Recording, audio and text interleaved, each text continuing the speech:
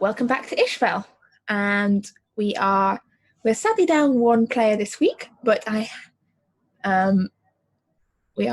got a lovely band of four and some definitely well-prepared adventures to come as they see my beautiful plans and then go the other direction.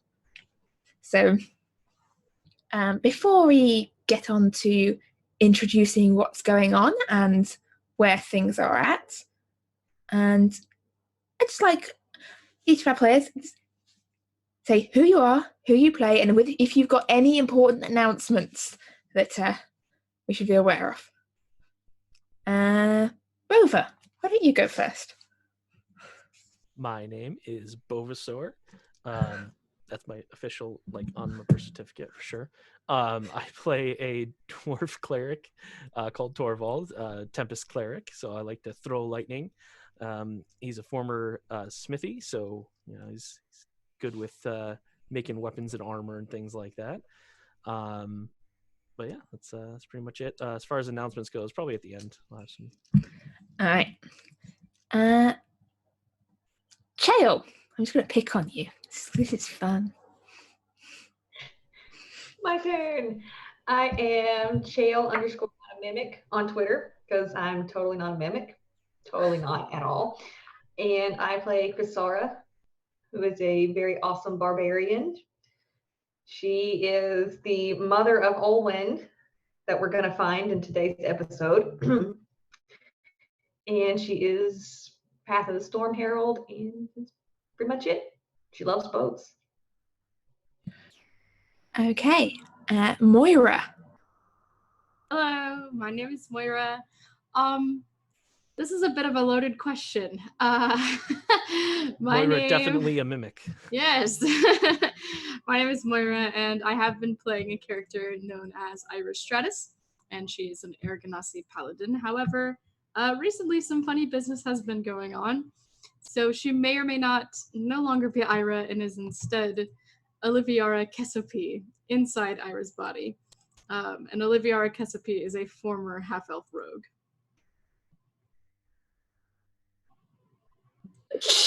Others don't know that yet. Yeah, we don't know that yet. Well, now we do. Don't know what. You don't know it as a character, baby. And last, but definitely not least, I was going to do my impression of Mama. Hi. Oh, go for it. Go for it. No, thank you. You've I'm Tamshu on Twitters and Discords and all that. I play Adair Treeborn, but I can't use that name anymore, so now I'm just Adair. And I am a Circle of the Moon druid who has mommy issues, apparently. All right, so I will get into a little recap of what as far as I remember, happened last week, with my players probably chiming in when I've forgotten something very important, like the thousands of gold pieces they found. And the rings that mean they don't die, and invisibility. They're called rings of plot armor. Sounds suspicious. Anyway, but before that, I think for those of you returning to Isfjell, and those of you who need a little catch up on what's going on, let's roll the intro. A new intro. Before there was light, there was darkness. Before there was order, there was chaos. An endless war between the gods and their enemies. A war the gods could not win. Till a champion arose, wielding a weapon of otherworldly power. The war was won, the enemy banished, but the weapon was shattered, its fragments scattered across the new formed world.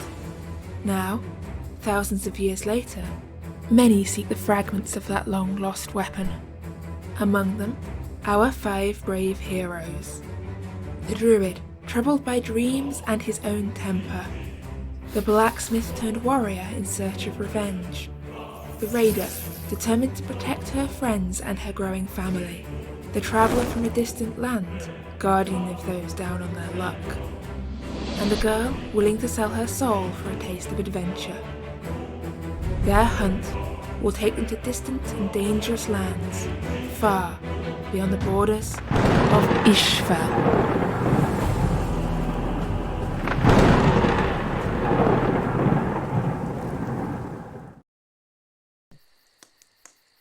All right. So, last week, our adventurers were still stuck down the depths of what was not quite a well in the ruins of some strange laboratory, lair, place. I'm going to go with place as a master of words here. They just finished slaying the mound of shambling roots and had lost their other druidic companion. I wouldn't say they. Okay, Torvald had finished doing all that whilst everyone else was staring at a wall. I'm pretty sure it was Chrysara who put that last hit in there, wasn't it? Oh yeah, when it was tiny, yeah. No, everyone was rolling terribly on their intellect checks. But yeah, so last week they continued. They explored around the remains of this ruin. Definitely not Ira. Went for a little bit of a solo exploration and crawled down a tunnel, and met an old friend of hers named Venthil, who had a little discussion with her about their plans of what was going on. Meanwhile, a series of identifications determined that this place had something to do with transferring minds, transferring thoughts. There was a fight against a large slimy serpent monster, and a very, very slow-moving pile of goo, which is still there, I think, happy in its own little house. You just kept scaring it back. The rat that I fed. You stay there. But eventually, after I think 2 lots of cut ropes, they managed to clamber out of this underground chamber, only to find that the landscape above was covered in ice and snow, and Olwen was gone, seemingly taken by powers unknown. Chrysara, understandably upset at the disappearance of her adopted daughter, has made plans to try and find some way to get Olwen back. Amalia having promised to help, and other party members being less enthusiastic about the let's rescue Olwen plan. But as we speak, night is falling on the shores of Pendle Lake. And as night falls and mist rises from the lake, Adair and Ira are taking first watch. So you've got your boat pulled up on the shores near, not that far from the ruins. And I'd like whoever's keeping watch to make me a perception check, please.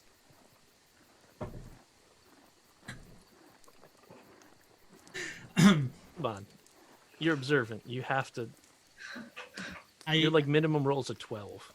Let's just say I got a 5, and no, my minimum roll is a nat 1.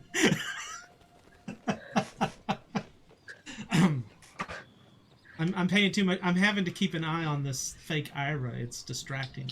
That's my excuse. Fake Ira, are you also keeping watch, or are you? Yes. Well, I need to give my dice. I mean, definitely Ira.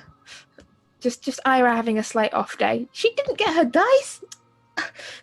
What kind of game do we think we're playing here? It's like something ate her brain. Yeah. Her intellect was devoured or something.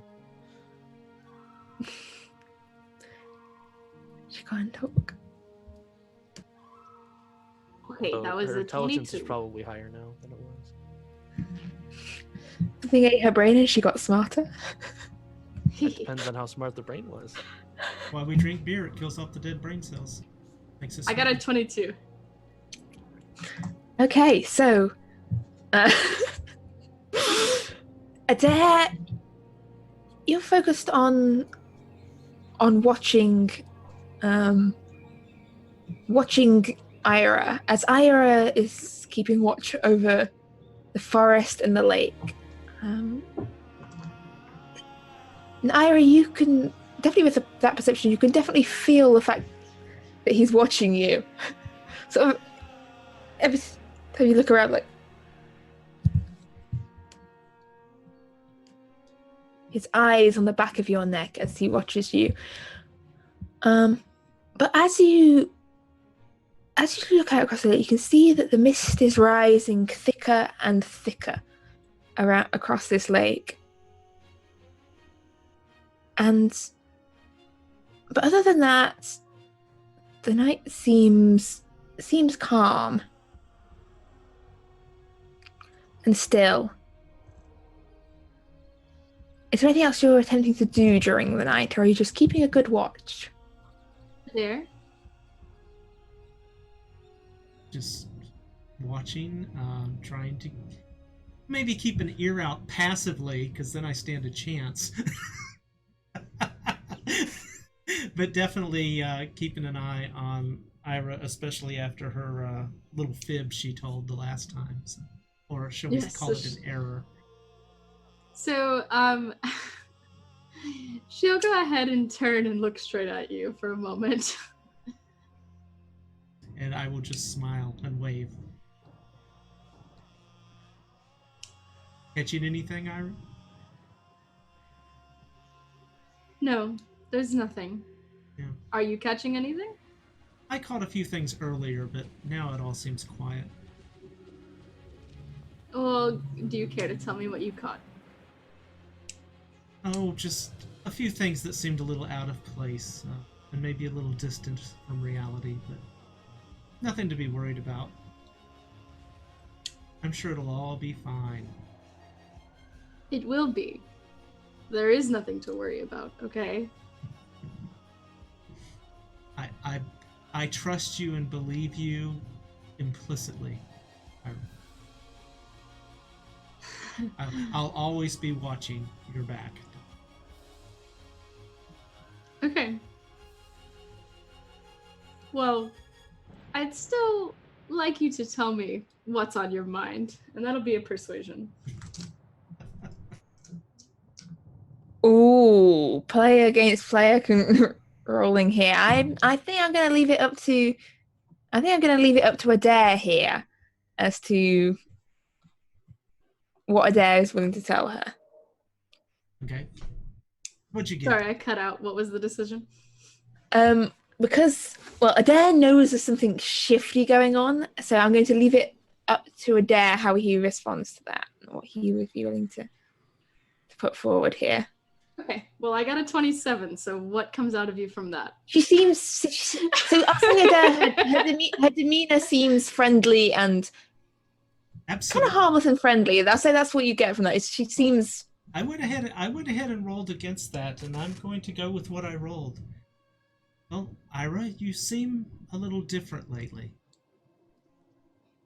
And quite honestly, when I asked you something earlier, the answer you gave me wasn't the truth. Oh. Well, if I'm being quite honest with you, I've also been feeling different. I recognize that. I think I got hurt in the cave, and I don't remember it very well. And I found that tunnel, and it reminded me of some things that I didn't know that I knew, and I didn't want to worry anyone. Oh. So but things are okay. I feel off too. And I'm sorry. I didn't want to say anything because I don't want anyone to be concerned. Well, I'm mostly worried for you, Ira. Remember, when I first came into town, you were the first one who was friendly to me. I admit, as far as people go, I have a good disposition towards you. Maybe we should go talk to my mother. Maybe she could figure out what's bothering you. Do you remember where she lives? Your mother? The tree. Yes. Well, kind of. If we'd like to, but I don't want what's going on with me to impede anything that we're doing. I have a feeling that potentially Alwyn may have been taken to that big city ruin, the Lema Dorei, and I think that might be where part of the crystal wand is. So, really, I think I'll be okay as long as we just keep going forward and I keep getting rest. Okay, well, understand if might be a little questionable about you, since you do seem to be a little distracted. Maybe would that be a good way to? That's okay. No, I understand. I understand, and I appreciate you caring about me. I guess it's time to wake up the next one. Yes, I have your back as well. I hope so. As you go to wake up Torvald for the next watch, Ira, or should I say Olivia?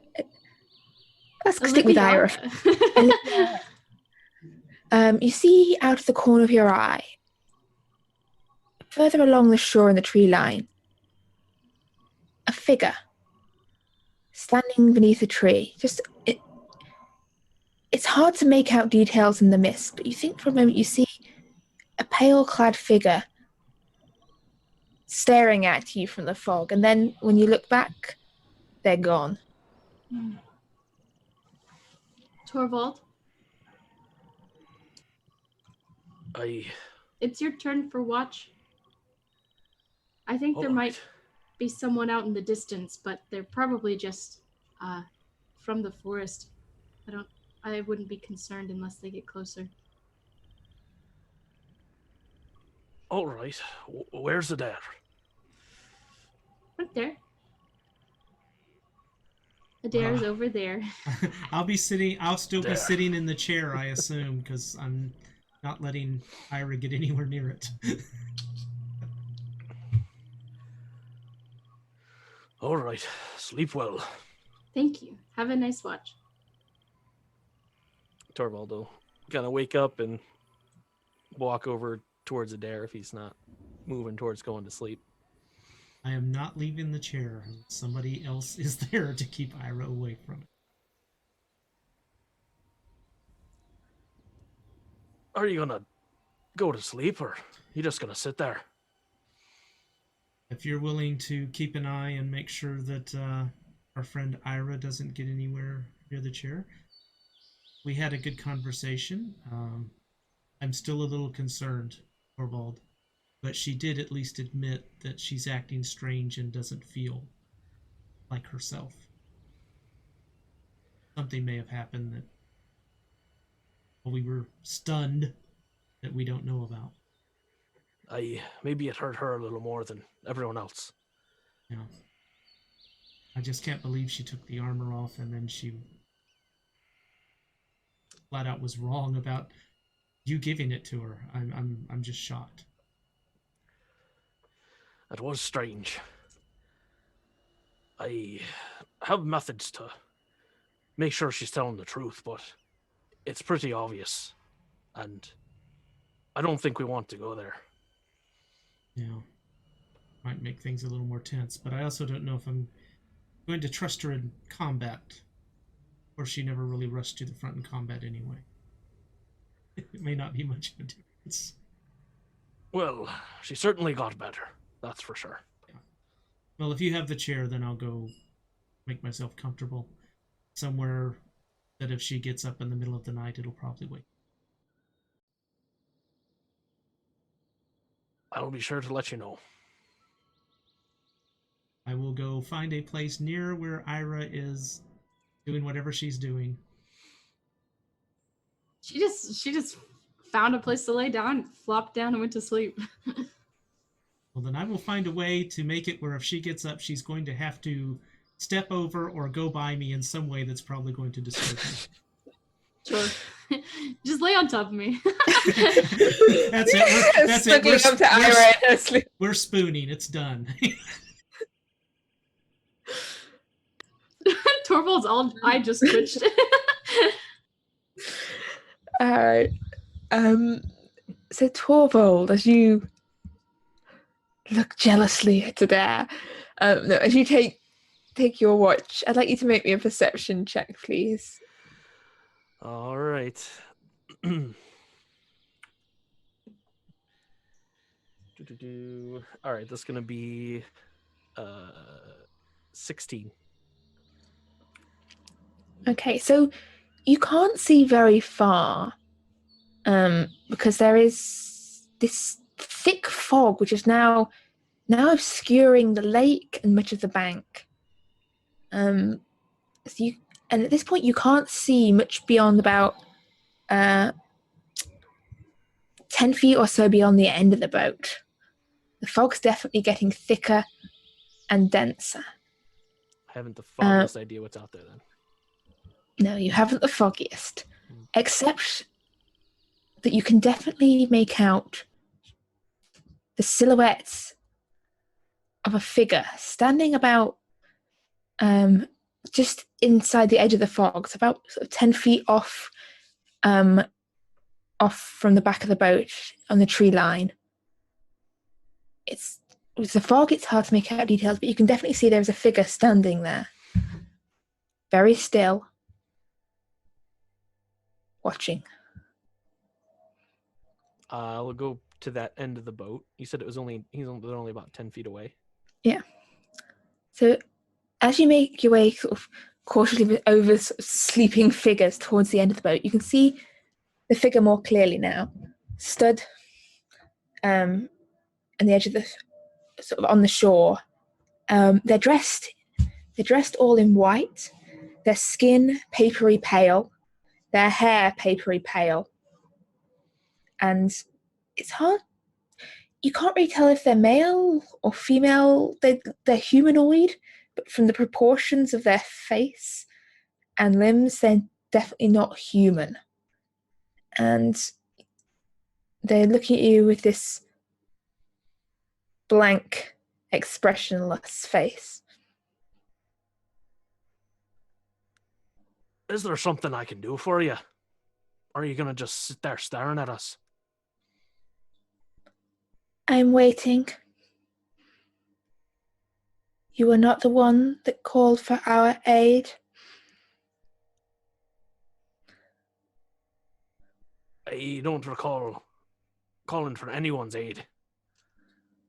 Who are you? I am a messenger of the king. Well, there are many kings. Which one in particular? The king in the mists. All The king of the right. dancers.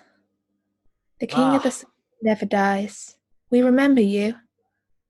I was the one with the amazing dancing. It was remembered. It was Well, it's impressive. good someone noticed. Our king was much pleased with you. Well, who called for your aid then? The one that's on fire. Ah. You mean inside? That'd be Chrysara. Chrysara. She probably wants you to help find her pet. This Olwyn character. Maybe. I will wait. I think you should be going. We don't need your help. You do not need our help? No, Olwyn can take care of herself. Chrysara thinks she needs to protect her, but I think she's just fine on her own. There seems to have been perhaps a misunderstanding. I'd like you to make a persuasion check for me, please, Torvald. Yeah, this is definitely my forte. Nice Oh, it definitely is. persuasion check.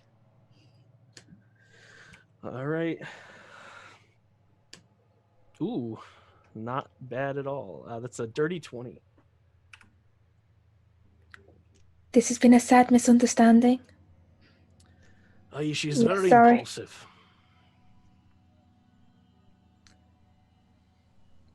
Let her know the king promised a favor that never came before. If she wishes, we will lend our aid. You'll be sure to tell her. But tread carefully. Trouble is coming. The wind is rising. War comes to our world and to yours. The What gates that kind were of built, war are you talking about? There's always some sort of war going on. the outsider. These people. No, Well then, who are you talking about? it's not a who, it's a what. Things are stirring.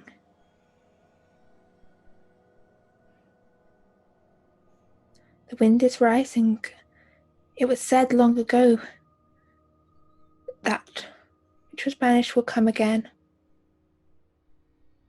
There are those in your world who meddle with powers they do not understand, who pledge themselves to that which lies beyond, and with every drop of blood shed, with every strike of their pen, every strike of their sword, the doors open a little wider. And all the worlds must fear what comes. Well, that's certainly ominous. Do you have any details that might help us, or are you going to be all vague? I don't have any details. It's just a story we've been told. Well, how do you know it's true then? Or do you just say these things to scare people? A little of both, maybe. Well, I'll keep it in mind. Thanks for sharing, I guess. And pass on my message. I'm sorry to have troubled you, but you did not need our help. It's no worry. You kept me company at least for part of my watch, so you have a I have been wonderful told day. that I... Thank you. I have been told that I make a very good companion. All right. And apparently I have a very sunny attitude. I can see that. I will go now. That's probably for the best. And the figure turns and starts walking off into the mist. Well, I'm pretty sure I'm still sleeping. There's no way that was real. He's gonna like pinch himself on the face. Nope. That was real. I don't know why I'm surprised with all these flying. Are you interrupting me talking to myself, Sindri? That's pretty rude. Do you have something to say to me, or are you just gonna sit there meowing? Meow. Do you want another fish or something?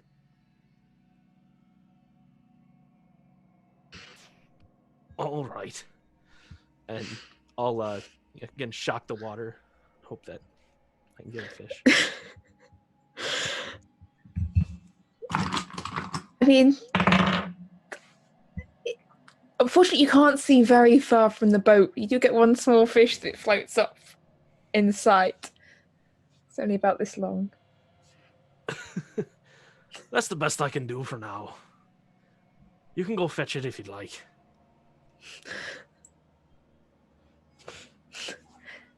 Sindri looks severely unimpressed.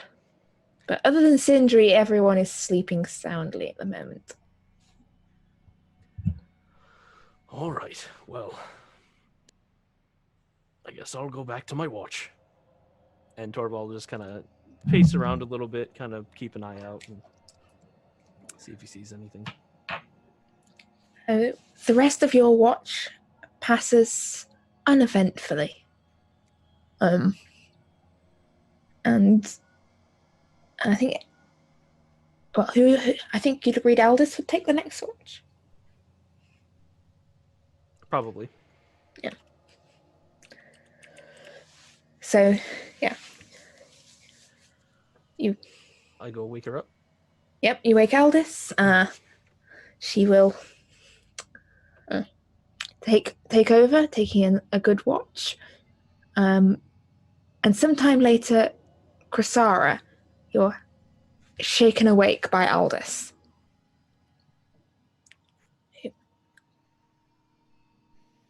My turn already. And she will let you know that it is quiet, but foggy. The fog now is a lot thinner than it was on Torvald's watch. You can see the shore more clearly as the fog is sort of shrinking back away. It's more just a normal misty night now, rather than a supernaturally foggy night. I will get up and I'll probably walk around the boat, see if I see anything in the mist. If I don't see anything, she'll sit down and she'll write in the journal she's been keeping. Okay. Make me a perception check, please.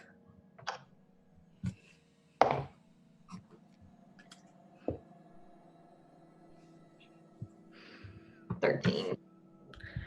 All seems quiet. No one around. All seems calm and peaceful. And your watch lasts, and then the sun starts to rise off in the east. I don't know why I had to check the directions there and know which way the sun rises. I definitely do. As the sun starts coming up over the trees in the east, and the last mist starts dispersing away across the lake, and it is a cold, clear day. And as the sun rises, question is, what are you doing today? I'm very happy that I got a long rest. Yes, you have all successfully had a long rest. Yesterday was a very long day. I think everyone was down in the red at some point in terms of hit points. It was a day, but today is not that day. Today is a new day. It's a new day. It's a new dawn. But it all feels old.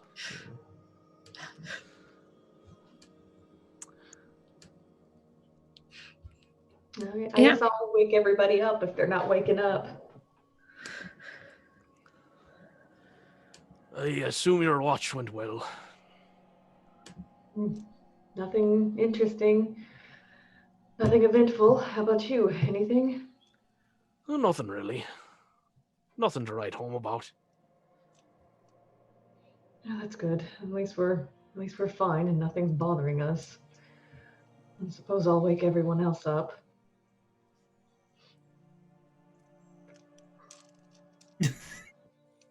If I'm awake before Ira, I'm going to just lay there like this, staring at her.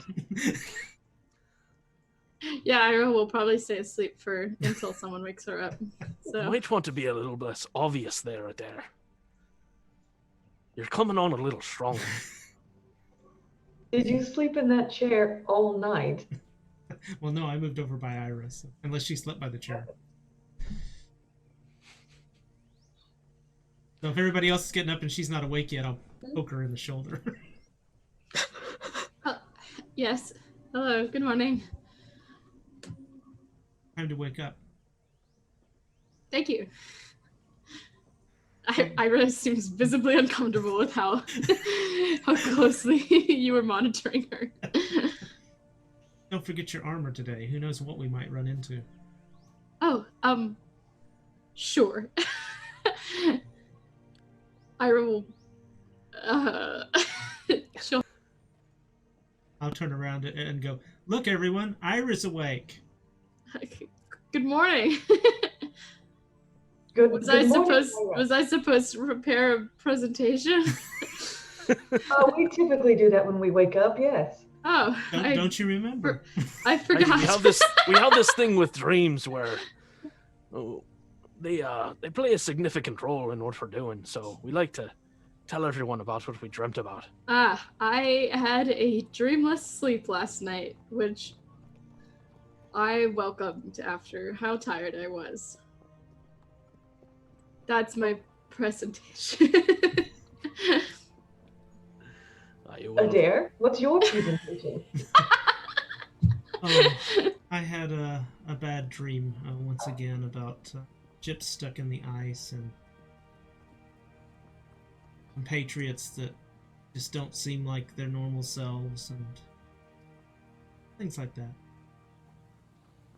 The usual. It is usual. How about you, Torvald? Nothing really to report there. I had a dream I spoke with someone from the Fae. It was interesting. But... That's weird. What did they say? Oh, they complimented my dancing, you know. It was pretty spectacular. Then it was definitely a dream.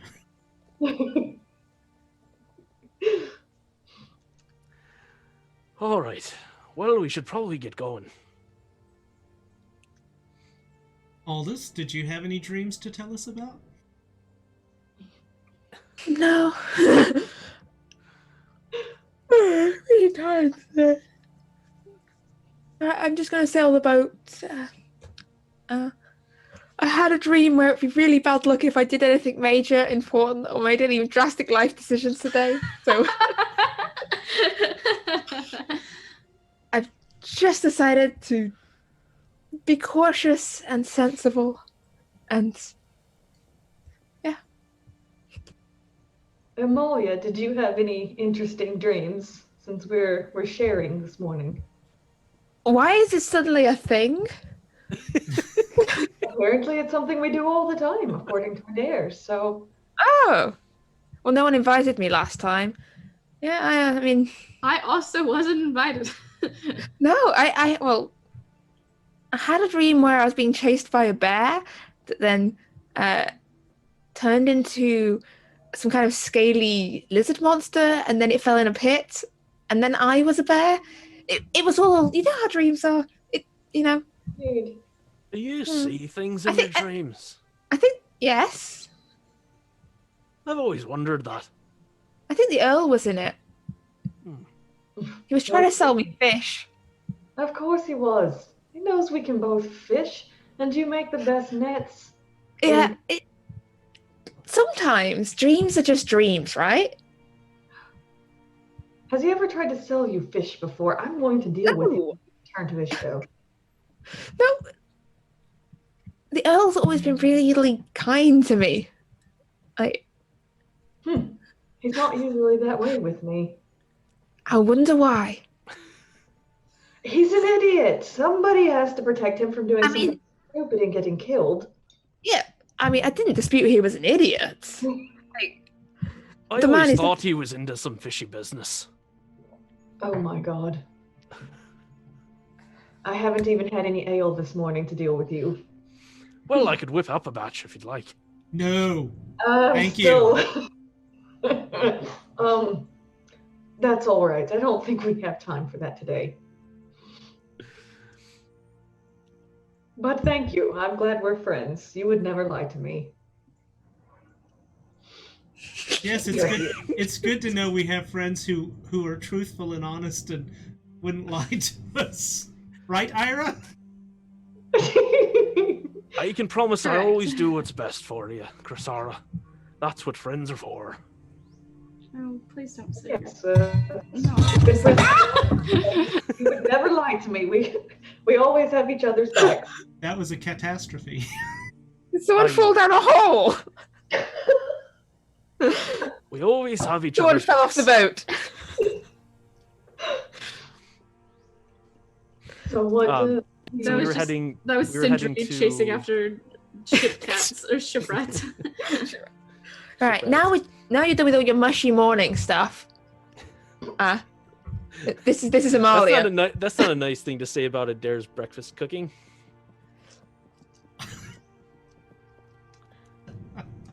I make breakfast like you make ale. Where are we going? I don't know. Anyone have Well, any we're good going ideas? to the place to get the thing. Oh yes. You know, the thing. At the place. Yes, of course. We're leaving at the time, correct?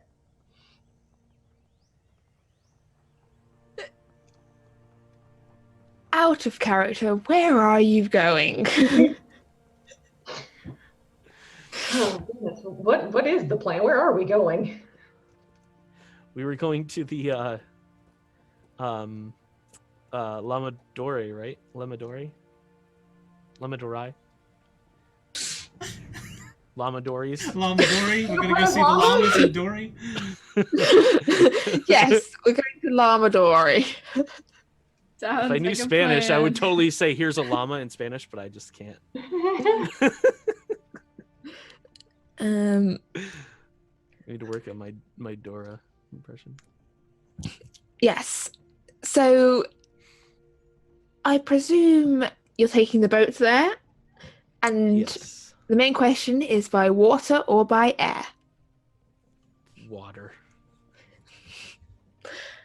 Okay. So you set off sailing across the lake, and it's probably going to take you a couple of hours to make it down to where Adair knows the ruins of Lema Dorei, or Lama Dorei as it's now called. The ruins of Lama Dorei are. And as you cross the lake, you can see the first thing you can see of these ruins is there is sort of a tall tower, this spire off further inland that you can see and sort of use as a guide post as you make your way across the lake. In the ruins itself, there's also, as you draw closer, you can see there is a small island in the lake itself with some scattering of ruins and a broken off tower to its top.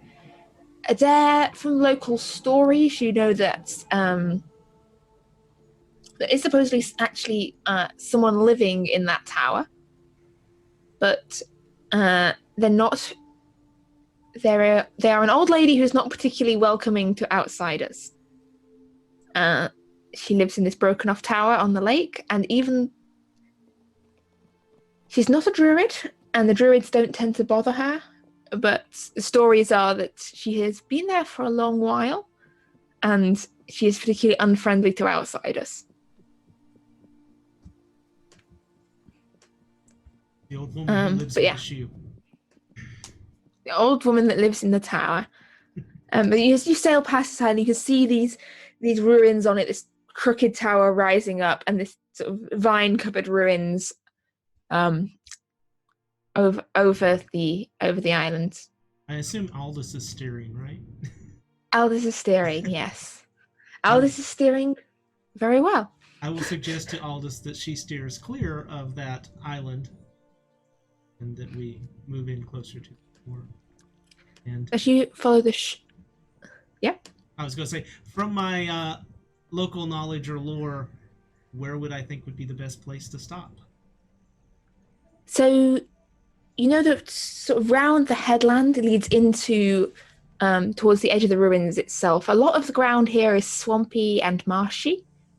But you do know from local knowledge that there is one area near some broken buildings that must have maybe were originally on the shore of the lake. That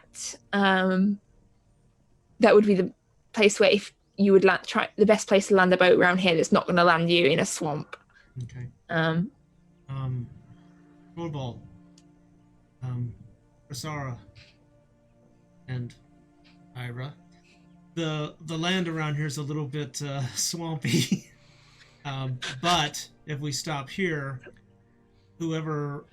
As in a bit further around, you could stop here as well, which is they're still sort of 10 miles off the ruins itself. Yeah. But it'll be quite a walk through some rough territory, but if there's anybody at the ruins, they won't see the boat. Or we can park closer to them, but then obviously we'll be visible to anyone who's there.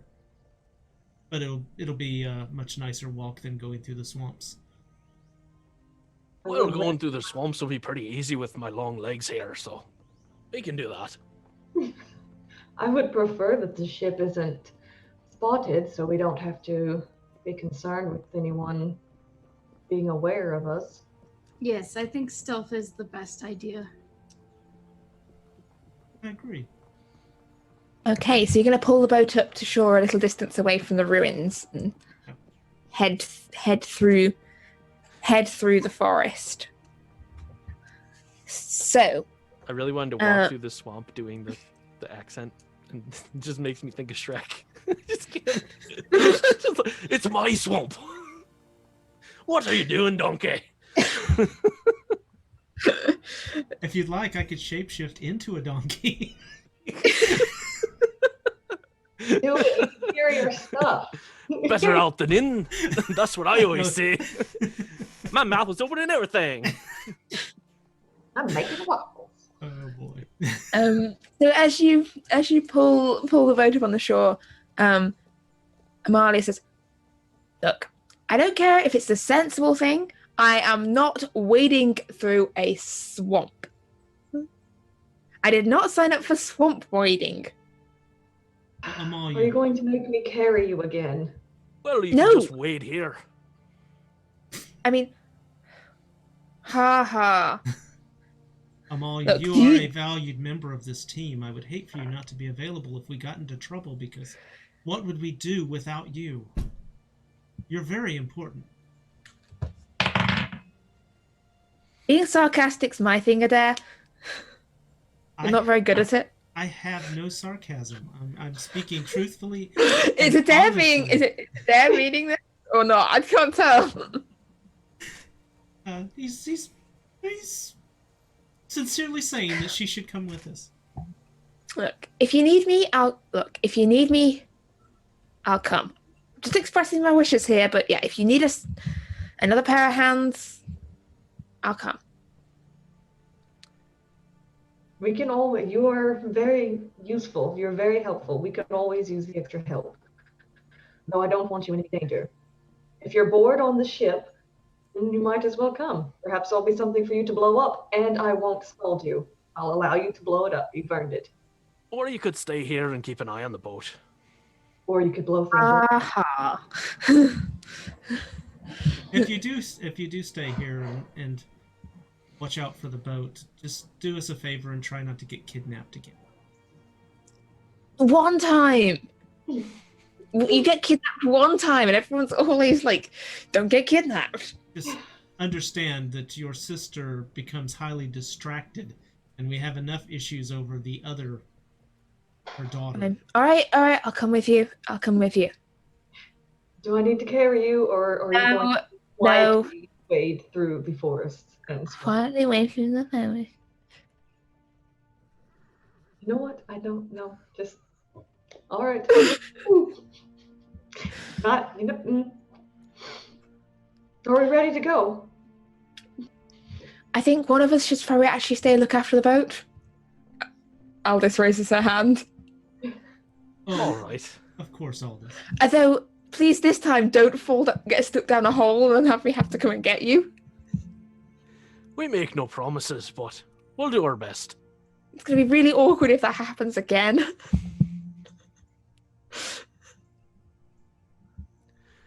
It was Alright. more awkward for us than it was for you. Okay, so you're heading off into... It's not like a swamp. It's more just a really boggy forest. Like there's patches of ground which are really waterlogged and other patches where you can walk clear for a while. But as you're heading off into this waterlogged forest, I would like a marching order, please. Well, Who's up front? I guess Torvald will be up front. Take the lead. I can see over the top of you. I would imagine that Ira would be somewhere in the middle because I don't think Adair would let her walk behind him. Well, I was actually going to say I would walk behind Torvald, but maybe I can talk Ira into walking there, and I'll stay behind you just in case I need to grab your shirt collar and you up out of the water. Oh. Okay. Yeah, I'll stay behind Adair. Yeah, what's your strength? Not enough to pull you out of the water. Yeah, that's what I thought. Isn't it like a 7? So Torvald, It's Adair. It's a 10. Adair, you could let me walk behind Torvald and I could pull him up. That's a Bagsy great me not idea. at the back. I do not want to get picked off. Okay, so Torvald, so it's Torvald, Ira, Adair. So Amalia. So on a normal person, this water's like Sorry. knee deep, maybe. So Torvald It is up to his depends. chin?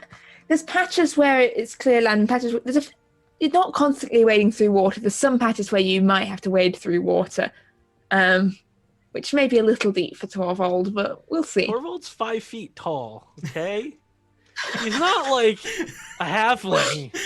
Okay, All right. that is a very tall dwarf. I'm on the taller side of dwarves. As he mentions on a regular basis. I have to with all the short jokes. But yes, you set off into this this damp, soggy forest. Who is sort of picking out the path here? Is it Torvald at the front? Or Am I more familiar with this? Am I sufficiently familiar with the area that I would be confident to pick a path? you probably wouldn't, like, you're familiar with the forests in general. I don't suspect this would be somewhere you went on a regular basis because it's not very nice. There's not much reason to go there, but I imagine Torvald would ask. you're more familiar with forests in general than Torvald is. I was going to say, Adair, can you help me pick out a path here? I'll say one of you can do this with assistance, so whichever one of you wants to make the survival check can do it with advantage, but just... I have some pretty good survival experience. It's up to you guys. Well, I'll just keep an eye out and help you out. All right. So, Adair, make me a survival check, please. That will be a 24. Okay. And so Adair, you're able to pick out a good path. You're able to avoid any sort of waist deep water or really boggy patches, and find a path that's going in a fairly straight line over relatively dry and solid ground. And as you are sort of perhaps going towards like, we need to take like a left here, that sort of advice. Torvald and Krasara, I want perception checks from both of you, please.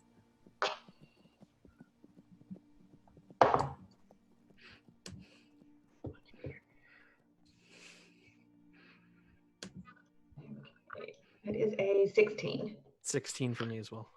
Okay, so we'll get to that in just a moment. So you make your way through this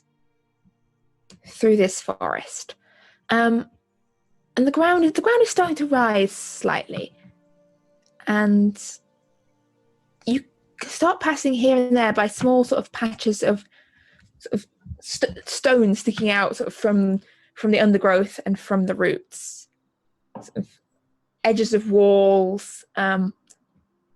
What maybe was the base of a statue long ago, but these are moss-covered, very old ruins as you are making your way through the forest. And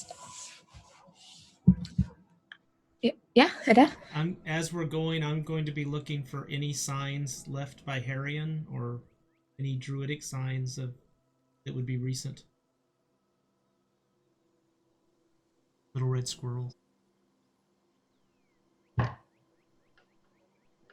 Okay, so make me a perception check for that, Adair, as as you make your way. So, Amelia,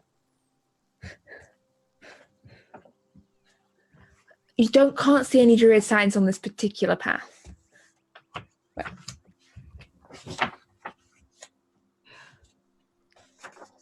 Sorry, folks. Though the road hasn't been too great, but at least we haven't gotten too wet and soaked on the path. Are you okay back there, Amalia? Yeah, she looks fine. I'm good. I'm good. I'm gonna bend down to Sounds her bad. quietly. Well, that's short. Do you remember what we talked about on the ship? Which particular thing?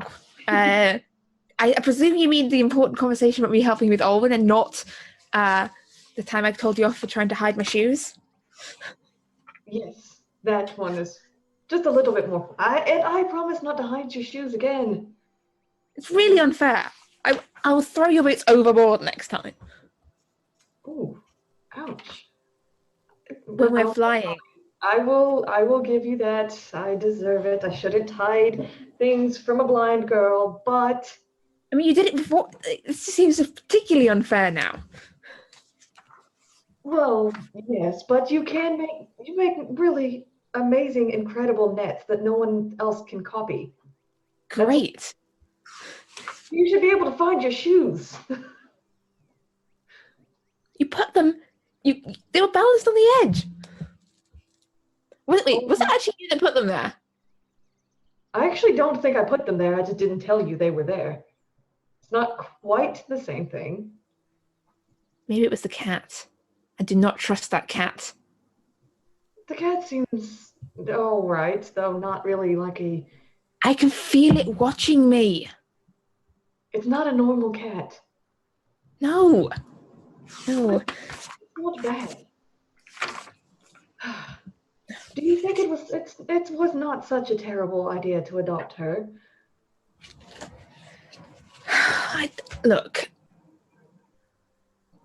I can't make decisions for you, right? I mean,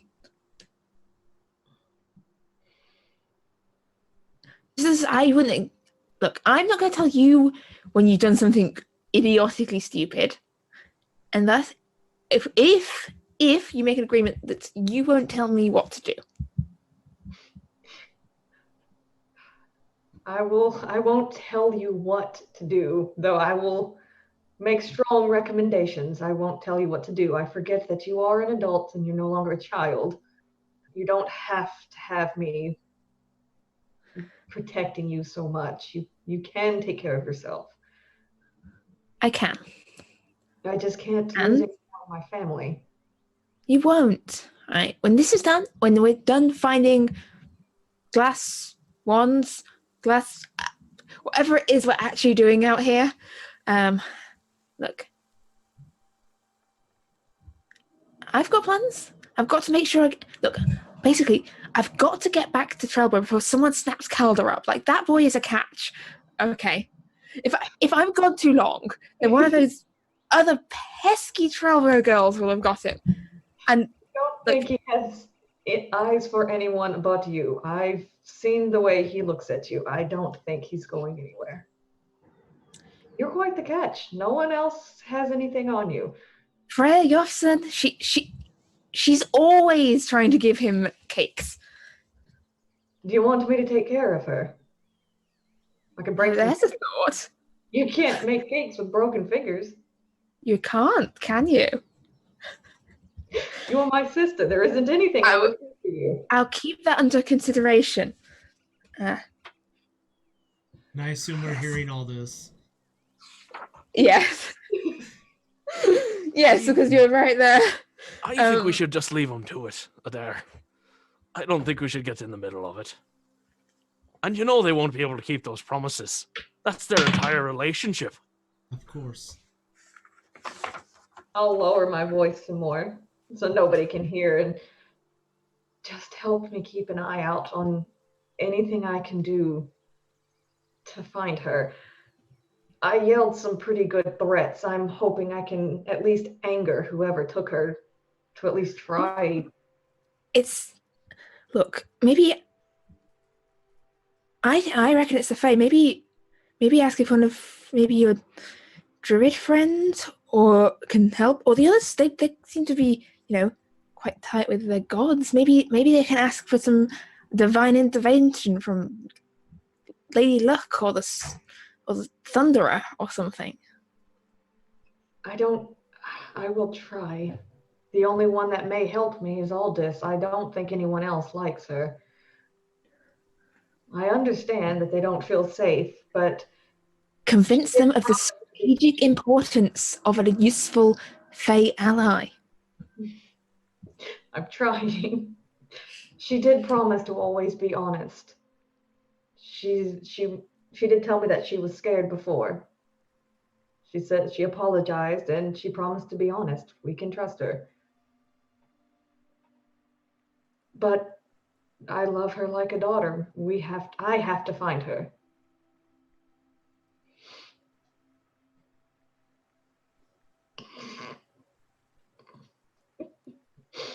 You're muted. You're muted. Right. Yes. Ira, Torvald, do you see any tracks or anything up ahead? I'm looking, but I'm not sure if I see anything either. Do I? I don't know if I see any tracks. How about you, Ira? This is not my world. I can attempt to. I might concede. That is... Okay. I did have something I wanted to talk to you about, Adair. Oh, I'm sorry, Torvald. What's that? I'm gonna try to make sure that no one else can hear. Like, it's gonna be like hush hush. Maybe we speed up a little bit. I'm talking to an audience, so I'm not paying any attention. All right, so we kind of just like speed up ahead. Well, I guess Ira's right there, isn't she? Yeah, I'm behind you. I'm actually between you and Adair. I'll pick up some cottonwood and stuff it in her ears so she can't hear what we're saying. Or tell her to come hang out with the girls. Ira, would you keep an eye on those two for a moment? That's a change of pace from what's been going on, but sure. It just came to me all of a sudden, out of nowhere. Like a voice in my head. You got scared because we're talking about breaking some poor girl's fingers. Right? Well, now that she's there, when I was on watch, I was visited by someone from the Fae. Oh Lord, not again. They said someone requested their help. And it was the one on fire, which I can only imagine that was Krasara. Krasara, yeah. So I didn't tell her because I don't think we need to be sidetracked trying to find Orwin. And I'm guessing you'll agree with me on that. Absolutely, I agree. All right, but I wanted you to know I'm not trying to keep any secrets deliberately. It's just the best thing I could think of at the time. She would be totally somewhere else if she knew. I think you made absolutely the right choice. Well, thank you for that. I was not really sure. I don't fancy lying to my friends, but I really do believe it's in her best interest. So, well, I'm glad you feel the same. You're not lying to her, you just haven't told her yet. Eventually, it'll be worth letting her. When the time is right. Well, the other thing I wanted to talk to you about is, if you wanted to talk about the gods anymore. I do have one question for you, Torvald. Is there any that you know of, a young woman who would cast lightning? Any tales of small children? Some maiden of the lightning who follows your thunderer by chance? Would I know? Make me a religion check, please. Religion check. I mean, I think it's the first religion check I've ever. How do I have a -1 in religion? roundabout guy. He's a fraud. We now know he is a fraud. I'm the worst cleric ever. Oh no. I'd like to help him with this memory by just rambling off everything I know about religion. No. What did you get, Torvald? You're a new Thunder, cleric. help me remember.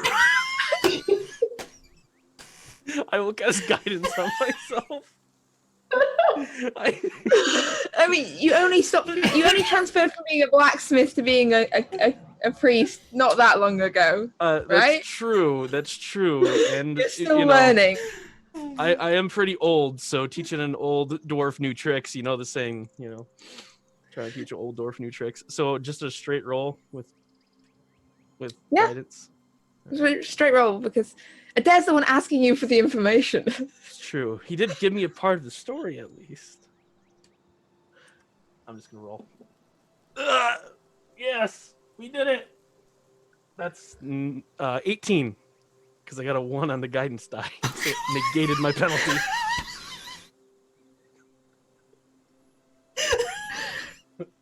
Okay, so from what? The gods have determined how much effort you put into your religion, and they returned it to you. They're like, we'll compensate a little bit for your lack of intelligence, and that's all we got for you. The rest is okay. So thinking of stories like the Thunderer is one of the All-Mother's 3 children. He is, associated with storms.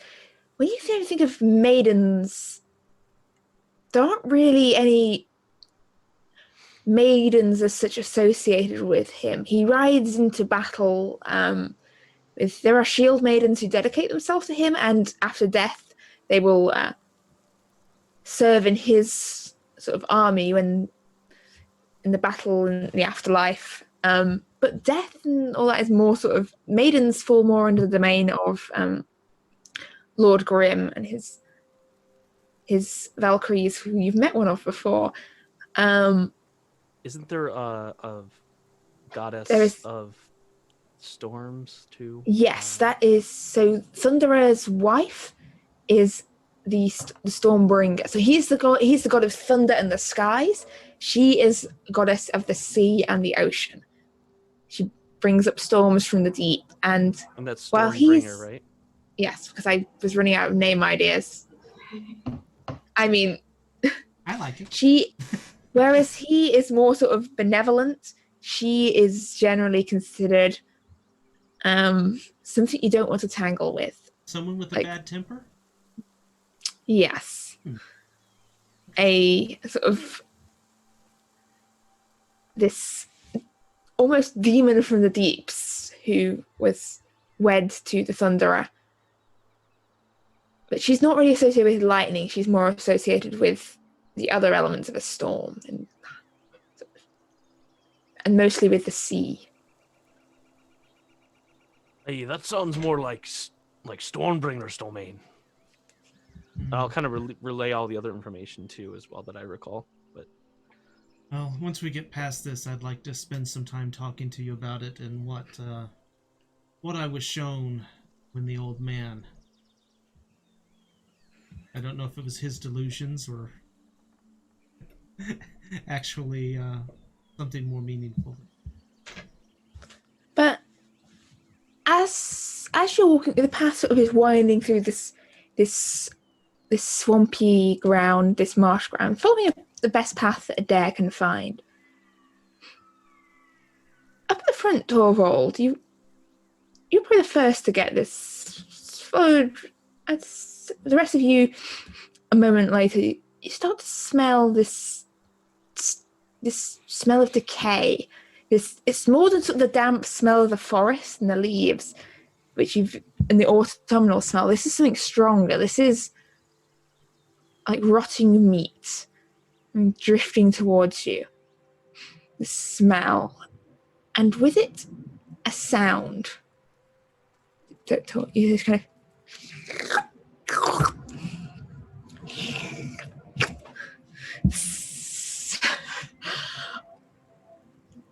You went through the swamp. There were gonna be slurpy things. Slurpy. Am I familiar There's with slurpy this? things everywhere. Am I familiar with this sound? It sounds like something large moving through damp ground, and you'd say it sounds almost like the sound of, the sound of the damp roots and writhing creature that you encounter below the ground, but slurpier. Adair, make me a nature check.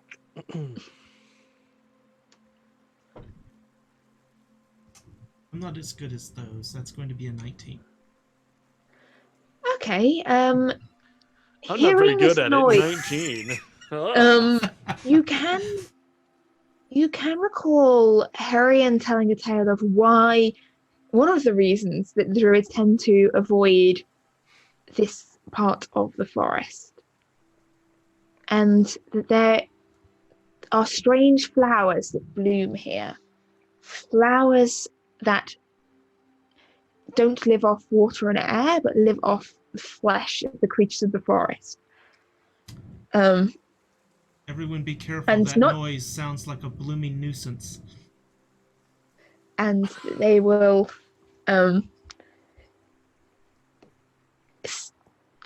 essentially flowers that eat people and are always hungry and also move, but not very fast.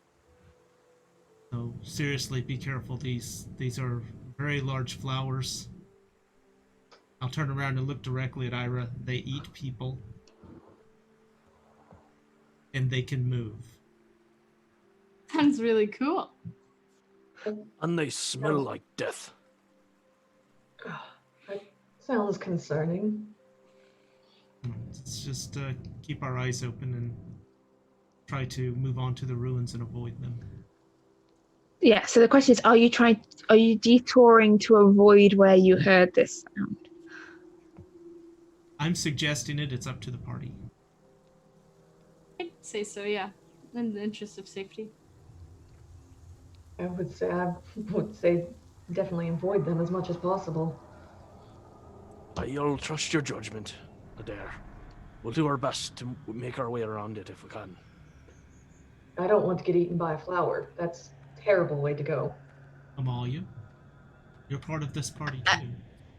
Also, don't want to get eaten by flowers. I mean, is that even a question? Does anyone put their hand up and go, yes, I want to get eaten by the murder flower?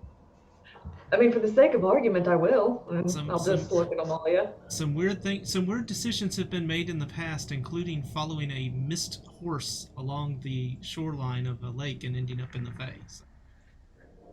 That was beneficial. We were given information that saved Amalia, so that I wouldn't consider that a waste. You're right, and as long as we never see them again, I think all will be good. Let's move on.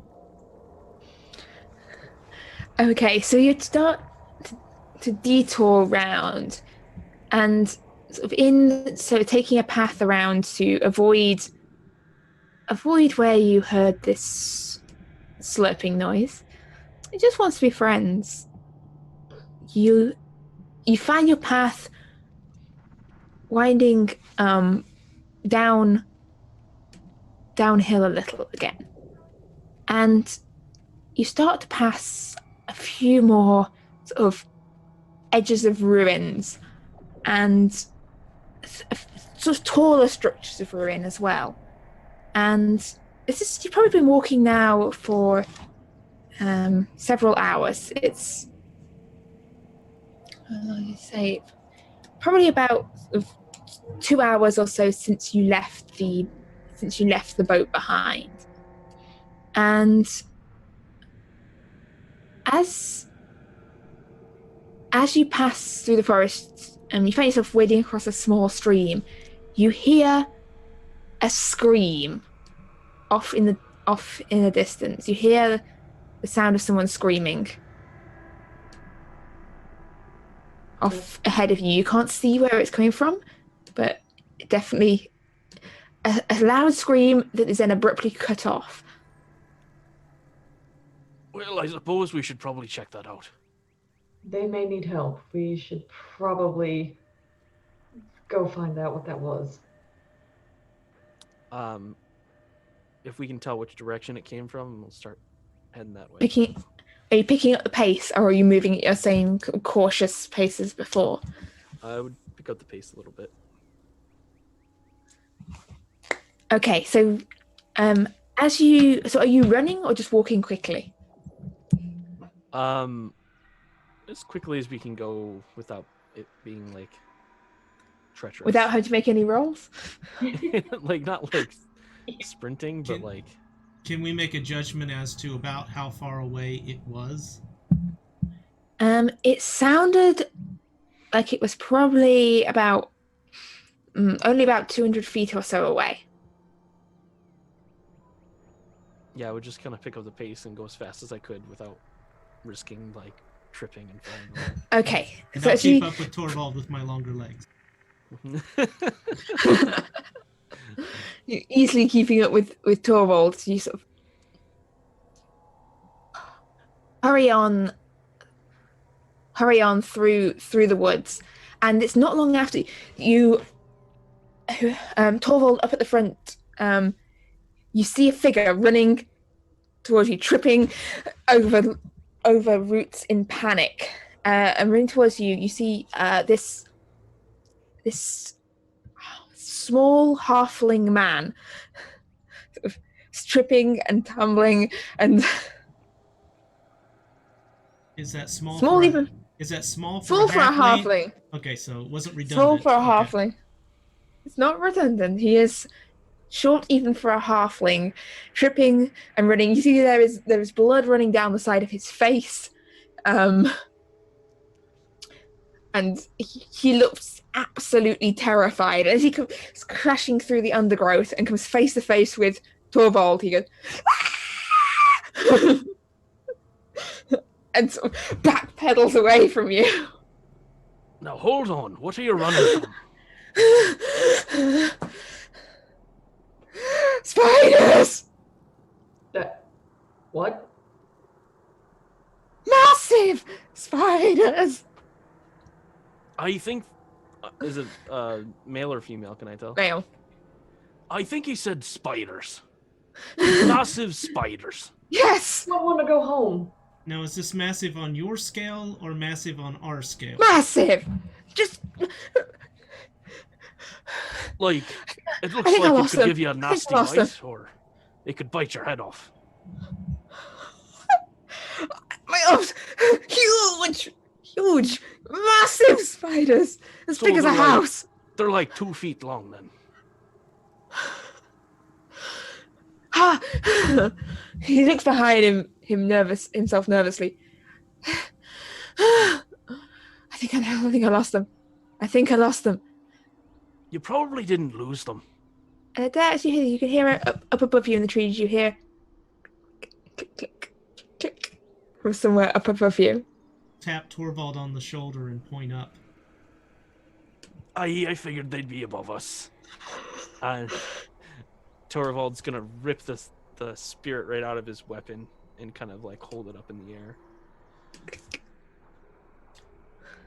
Are you picking a fight with this spider? If it's attacking us, yeah.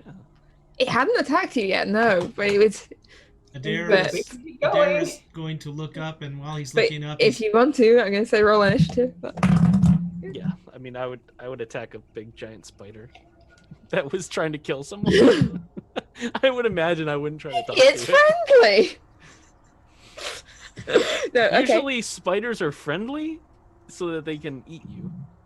I don't think I've ever heard Alright, spiders in This, fantasy. you look up and you see it really is a very enormous spider.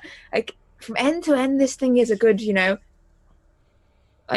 from leg to leg, it's probably a good 12 feet. It is massive. And as this giant spider sort of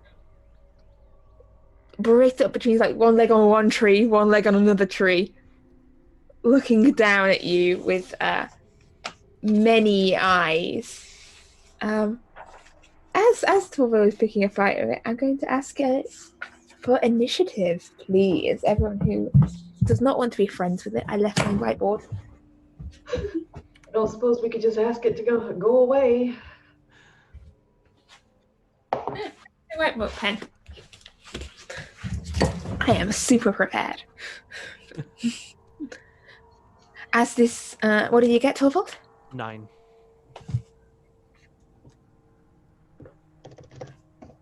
Yeah?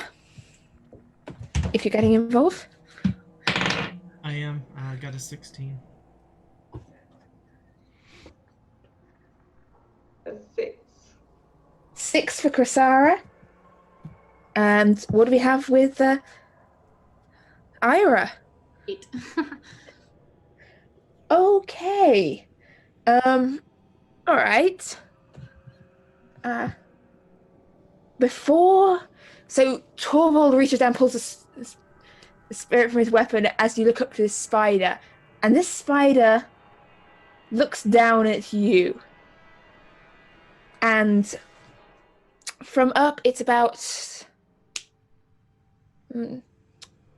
20 feet. No, yeah, I'll say it's about 20 feet up above you in this tree. And as it looks down at you, sort of, and this great globet of sticky cobweb comes flying down towards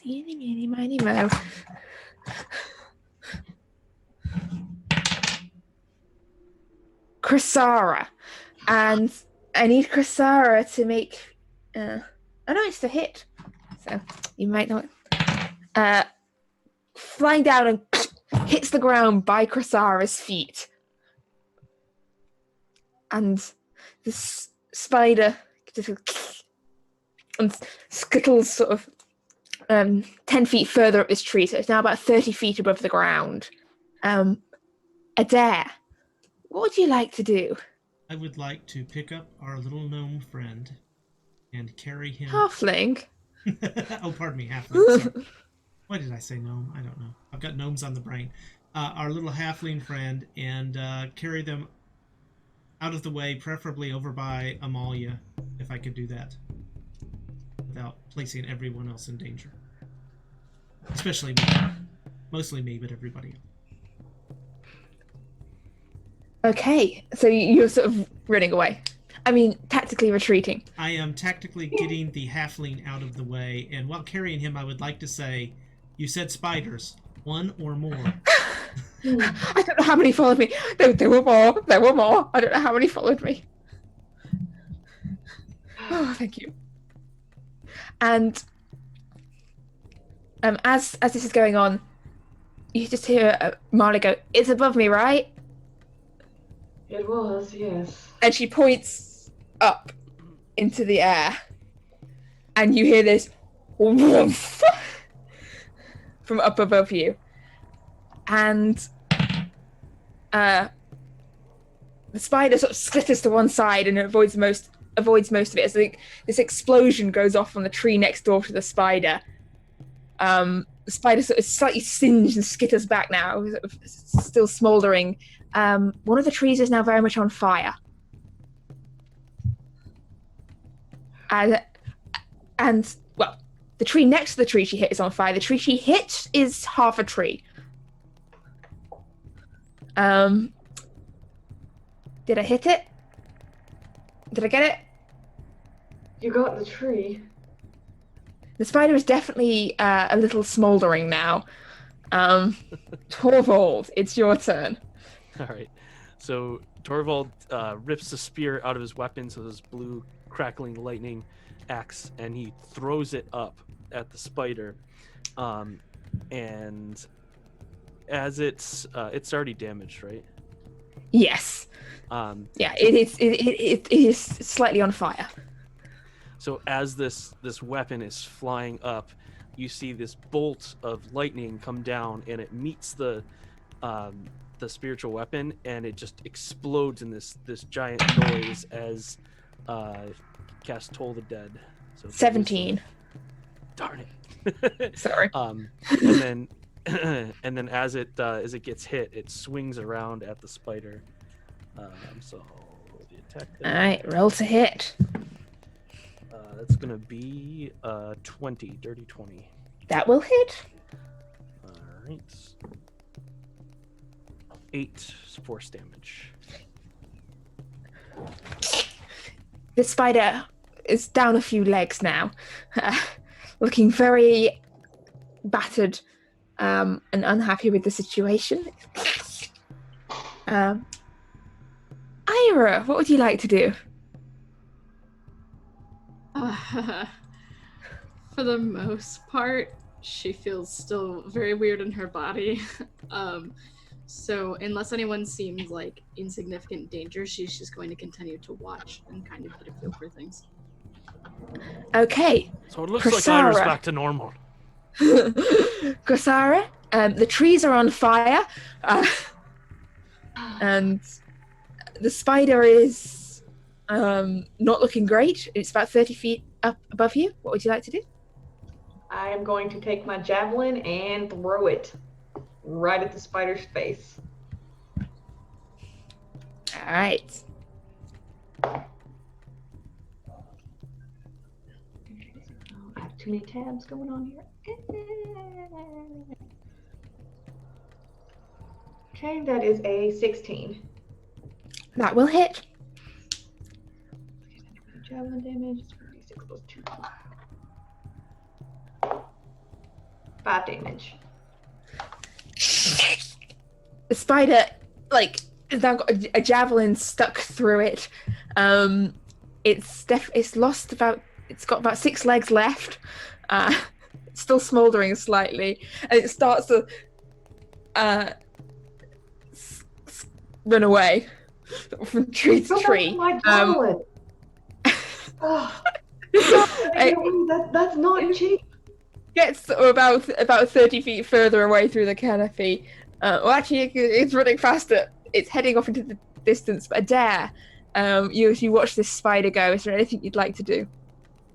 No. All right. Torvald.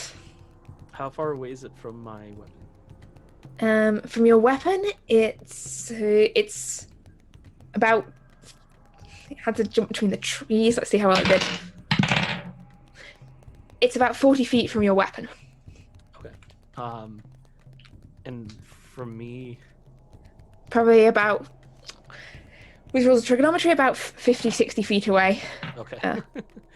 I will call down another bolt from the sky next to its head as it explodes for Toll the Dead. That is a 4. Okay, I get to hit, yay! And So it's a that's gonna spider. be 14 necrotic damage. As this spider sort of, the injured scampers away, you hear this thud. Its legs all As- do the curly thing. As its 6 remaining legs curled up inwards, this spider and Krasara's javelin drop out of the tree.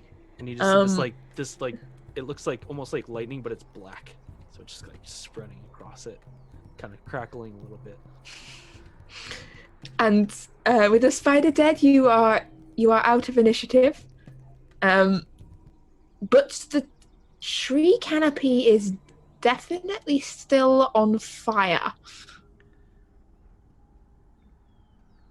It would be nice if we had someone that had ice powers to put that out. And I go get my javelin.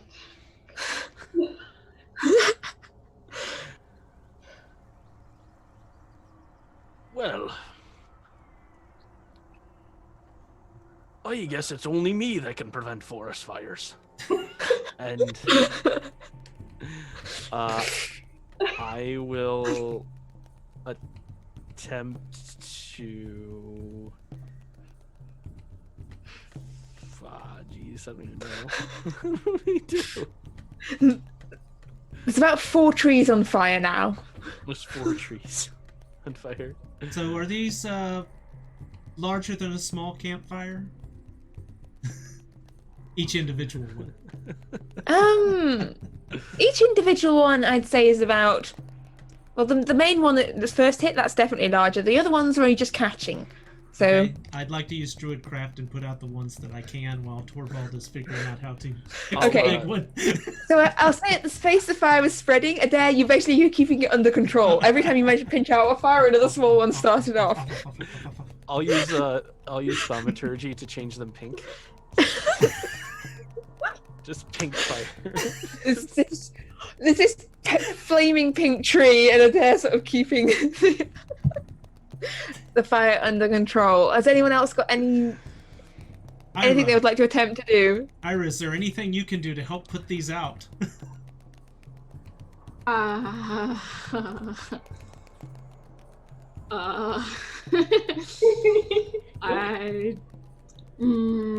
gonna keep an eye out for spiders too, by the way. I don't know how spells work anymore very well.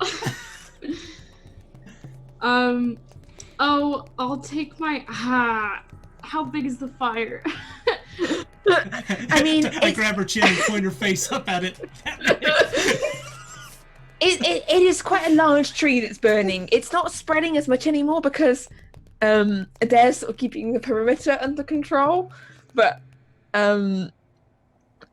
yeah, one large tree is very much on fire, and it's pink. It's pink. Wow. Yes. That makes me very uncomfortable. Smoke rising up into the sky. Okay. Well... Several miles away, Aldous just looking up and going, "Oh God." Oh, is there water nearby? Yes. You passed the stream a few minutes ago. Yeah. Okay. So And the ground will around just... you is all quite wet, but which is probably helping that the forest isn't very dry. Otherwise, So Ira will. Okay. So I'll go ahead and look at my bag of the lack of holding, and I'll kind of like, hey, very desperately, I need you to open right now. And then that's a persuasion check, right? yes, at disadvantage. At disadvantage. Well, I'm good at persuasion now, so that's okay. Ah! Because this bag is.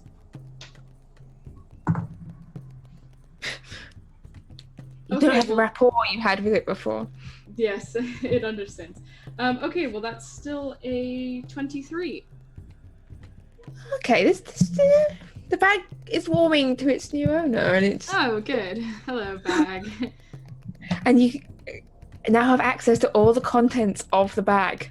Fantastic. So I would like to take everything in that bag and just put it in my regular bag.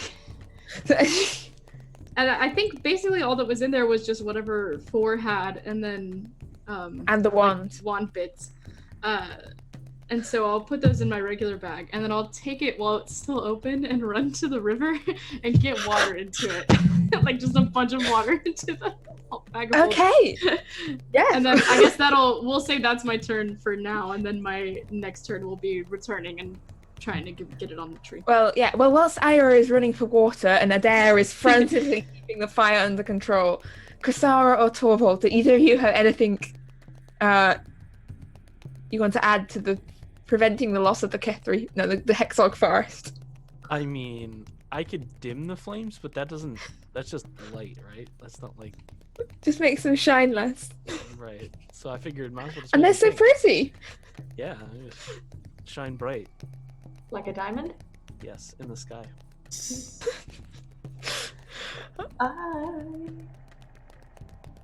I got nothing. Unless I throw my water container up at it, but I don't do anything. So, Adair, I want you to make me a Constitution saving throw, please. This is mostly you're running around like for endurance on your. Can you keep this perimeter held until Ira makes it back? That's going to be a 9. And this There are dice now is 2 going trees away. on fire. So Ira, by the time you make it back to the river, there are 2 trees blazing on fire and a few more fires starting to spread as Adair is starting to flag. What are you doing, Ira? I'm taking that big bag of, I assume, hopefully a lot of water, and I'm just kind of, I'll levitate. I'll try to levitate. You rise up, but are you Yes. levitate essentially above the trees? Yeah, above. So the fire spread. Is that what Now I heard? 2 trees on fire. Yes. Fantastic. So I will levitate kind of in between both of them, high enough to where I'm essentially at or above fire level, and then I'll just take the bag of holding and just kind of try to dump water all over them. Okay, so you watch as Ira rises up and just starts pouring water. I'll say, you know what, for ingenuity and for the fact that it's probably is big enough that with Adair still sort of pinching out the last few smouldering flames and sort of with water falling from above, the fire dies down. Woo! Leaving this one broken off tree that exploded and these 2 burnt trees beside it. Well, that was pretty crafty there, Ira. Thank you. I don't like this bag, but it actually did something for once. The bag is now wet and unhappy. It seems like it likes me more though now, right? And I'll pat it. Well, if you need to carry anything heavy, I have this one that's not as temperamental, so just let me know. Adair is going to walk up to the charred trees, hug them, and cast Druidcraft on each of them to attempt to heal what damage he can. Oh, so you see as like a little epic comic growth sprouts out and a new little couple of leaves just He's a grow. little tree hugger. That's right. They're not dead. They're just singed. It's okay, brother. You'll get better. Are you related to that tree?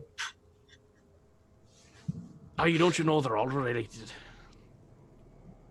I suppose it makes sense. I'm sorry we didn't mean to injure your family.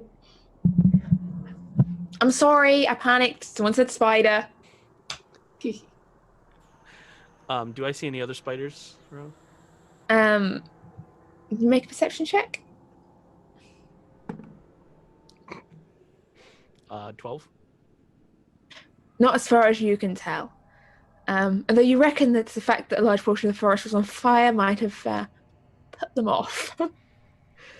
Spiders like fire, don't they? Thank you. Oh God. And this panicked halfling who's still looks very terrified by this whole situation. I really hope he's not one of those things. Oh no, not one of what? Oh, You know, the thing. are you talking to me? I'm not talking to you. I'm talking to my friend. Look. I need your help. What can we do for you? My friends, I think the spiders might have eaten them or got them. I ran away. If they're already dead, I don't think there's much that we can do. They might not be. And it very strictly says in the risk assessment that if one colleague is carried off by animals, you should seek the nearest assistance from appropriately armed individuals and try and rectify the situation. I read oh God, I lost the handbook. Well, which direction are they in?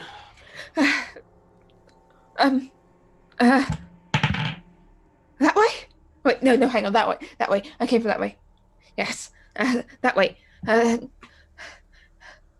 They were underground, in the ruin. I was trying to get back to the boat because Philo didn't refuse to go inland with us, but I think I got turned around in the forest, and then I was very lucky I managed to run into you guys. This could have ended very, very badly, indeed. Does Ira recognize this person? No. Okay. No. He's this, as I said, this obviously injured, small halfling man wearing, not wearing any armor. He's wearing sort of traveling clothes. Got quite a lot of pockets on him, and have sort of a satchel strapped around him. He was patting down, looking for something. All right, well, we better be quick about it. They might not Yes, have much time left. No, they mightn't. Do I have to go back too? It would probably be safer for you to stick with us. Okay, all right. Okay. Mm-hmm. Yes. Quill, by the way, Quill Waters. Torvald, Vanek- nice to meet you. Varnek Academy. Do we know what that is? You know that Varnek it's a country. It is south of Isfjell, by quite a long way. Not as far south. So it's sort of you go south from Isfjell, you go through. Actually, wait, I'll get the map up to explain this better, because that would probably be easier than me trying to mime a map. Yeah. Varnek, you know, is south of Caldis. So Caldis on the map here is this peninsula coming out, and if you go south of there, you get to Varnek. So it's quite a decent way off. It is part of the Elven Empire. So it's one of the vassal kingdoms, one of the sorts of controlled by the elves. And you've possibly been there. Cressara's probably actually been there at some point to because they've got quite a long coastline. And it is one of the destinations for Ishvelian raiders. I have heard of there before. I love their archery team.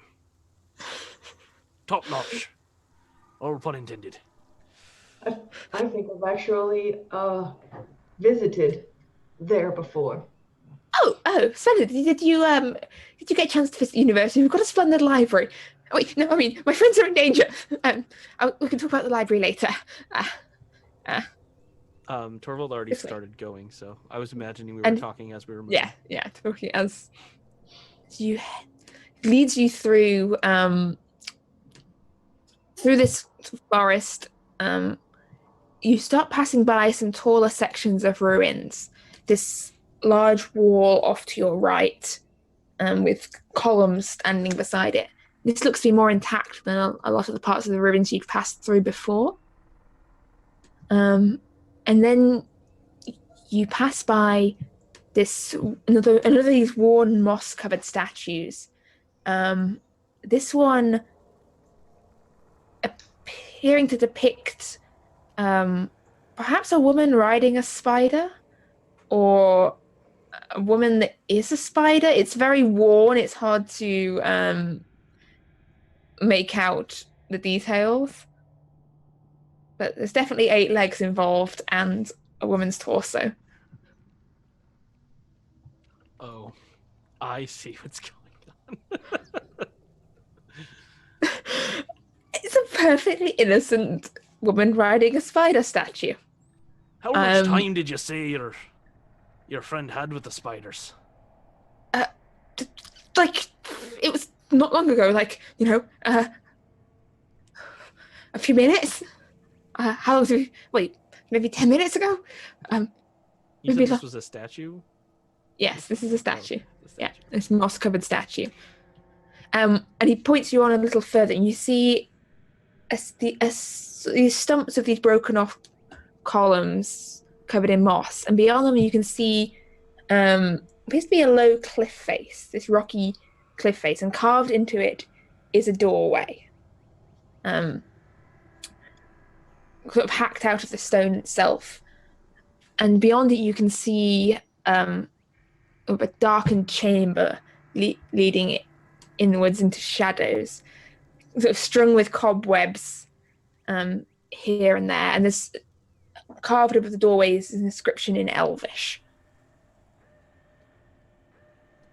To those of you who can read Elvish, which I think is only one of you, right? I can't. You can't? Okay, raise your hand if you can read Elvish. Does the short man raise his hand? The really short man?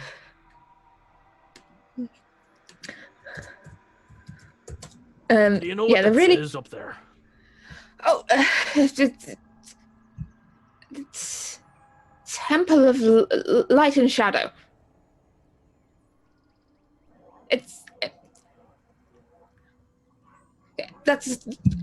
He's pausing as he gets near the doorway. Goes, there were quite a lot of spiders in there.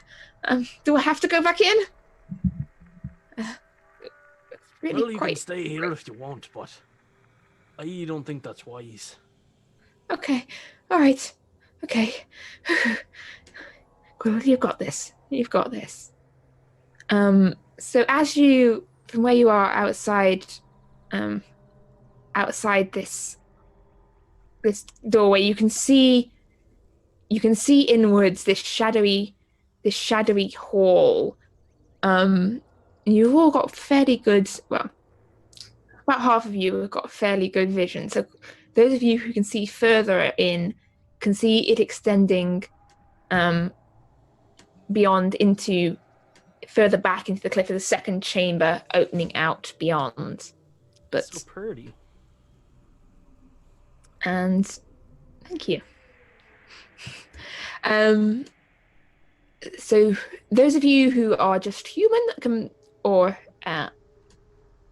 Ira can only see about sort of 30 feet or so inside. But to dwarves and Aldous isn't here. So essentially, I know Ira's got the goggles. It's just me constantly trying to remember who can see and who can't see. So Ira and Torvald, you can see basically the extent that's shown on the map, and Dare and Krasara, you can see about the first column chamber inside this cliff face, and it is dark in there, and you can definitely see sort of trace of cobwebs here and there. And off in the distance, you hear this, and are you going inside? I will go inside. Okay. I don't have control of my token. We'll sort that in a moment, because as you head inside, I think this might be a good point for a break. We'll be back in about 10 minutes, and until then, we'll see you. Hang around. I just need to. Basically, I've run out of tea. It is a major emergency. Back in 10.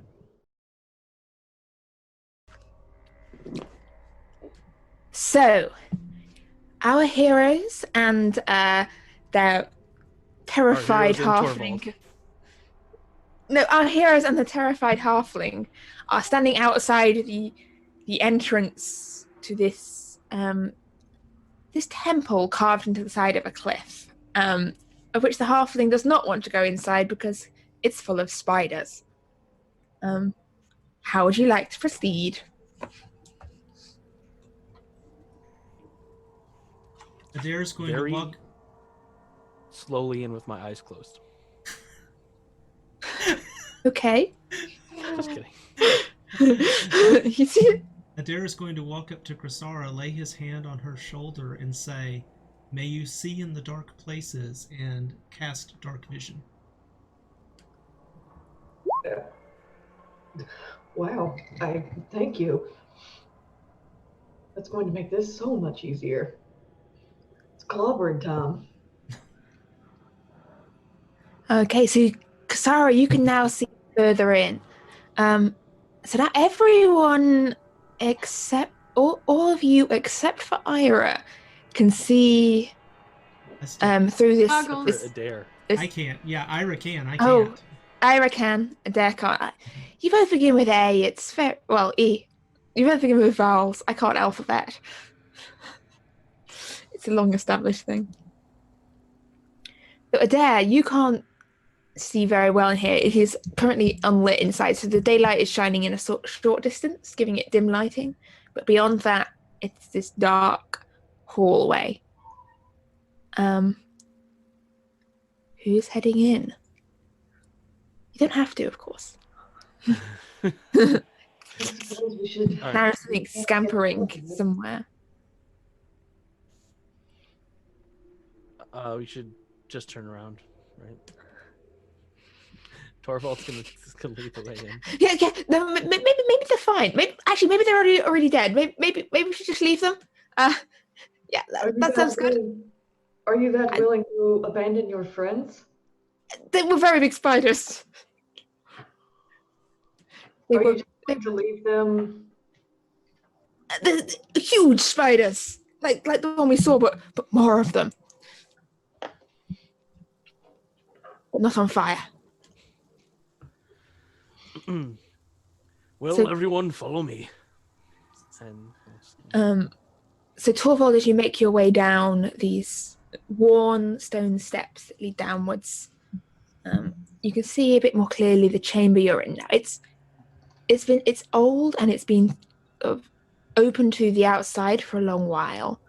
So sort of a few sort of these leaves and moss that's blown in here, and you can see that there's some stones and rubble have started to pile up in the corners. But as you make your way further in, you can see more clearly through to the chamber that lies beyond. And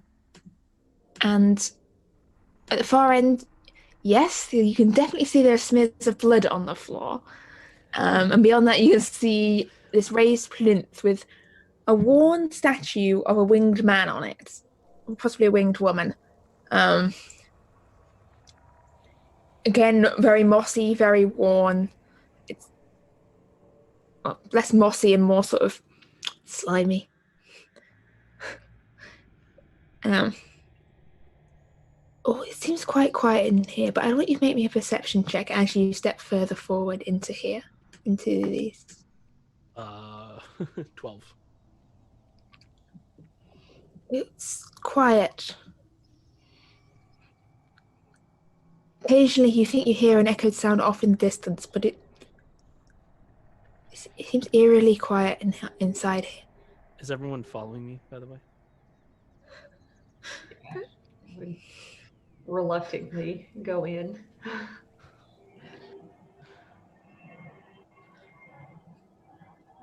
Kursara's like, oh, they'll go save some random people, but not Owen. Yeah, that's more or less exactly what she's thinking. Like, for real. You step downwards into this hall. It is, as I said, it's quiet, it's cold, and it's dark.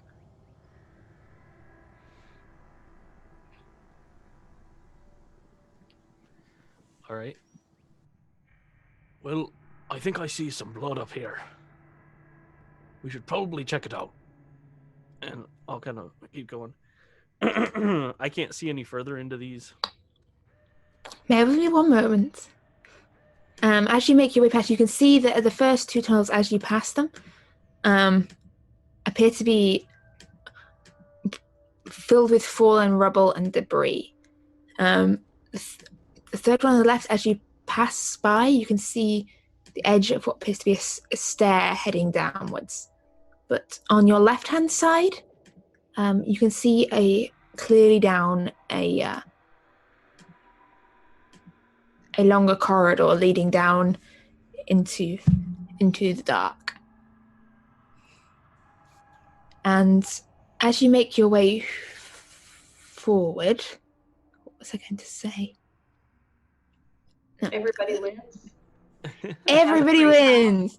Treasure falls from the The sky. spiders bring out the The captives. and, spiders bring out like, cake. set them free. I think the cake's alive, but the other part. I was gonna say. We all think the same thing. The There's female- cake. It's a reward. The We female, do the what female we must narration because we voice, the can. cake is alive. Yes. You're so untrusting. Or I'm so untrustworthy.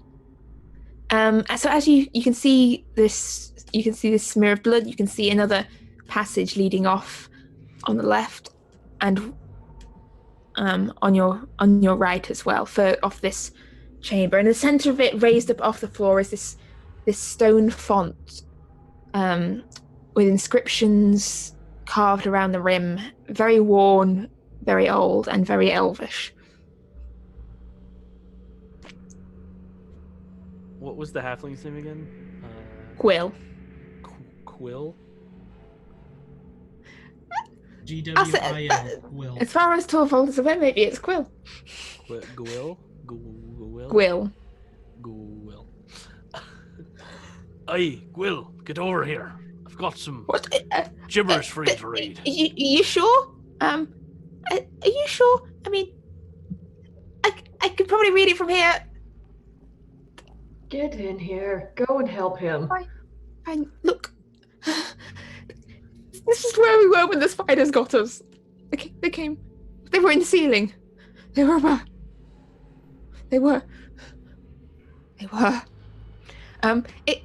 It's just the usual stuff. We give thanks to the morning sun for lighting our faces. We give drink of this and embrace eternity. That sort of stuff. It's old elvish religion. This. Do I have to stay in here? This place gives me the creeps. Do you want to find your friends or not? I mean, they're more colleagues, really.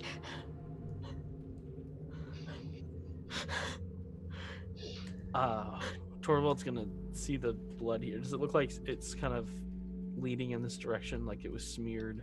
Yes. It very much looks like something bleeding was dragged this way. And as you reach there, you hear something skittering further down the end of that corridor. You can see there's thicker cobweb crossing the corridor and hanging over the walls. Oh, you think we should check down here? Is everyone close here and just not moving their tokens, or? I'm still outside. Are you staying outside? No, I'm just outside at the moment because wait until somebody screams. Amalia is makes her way inside, following after Krasara. Yeah. Well, in that case, I'll come in because I stayed out there. Last man standing. I guess. So Right. so everyone heads into this down that corridor again, and then and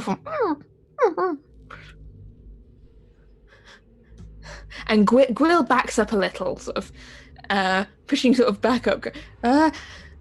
Nope, nope, nope. That's a nope. Big nope. All right, meet us outside then. How many friends were in here? There were just three of us. Just three of us. And as you start heading down that corridor, Torvald, a couple of things happen. First of all, you see something moving ahead of you and up above you, and you see the form of a spider lowering itself down from the ceiling of the corridor. And second of all, in the back of your head, you hear a faint, strange sound which says, "Please roll initiative." Weird. It's very meta. I'm in a meta mood tonight. Okay. Jeez, why does this die want to roll 4 all day long? I got a 3. My initiative. I'm not gonna roll that one anymore. 13 for Ira. 11 for Krasara. Adair? Oh, am I in this fight already? That'll be a 6. For if and when you get involved. So, as Torvald heads off down this corridor, Torvald, you see this spider dropping down from above you and comes scurrying forwards towards you down the corridor, closing the gap, and it scurries down towards you.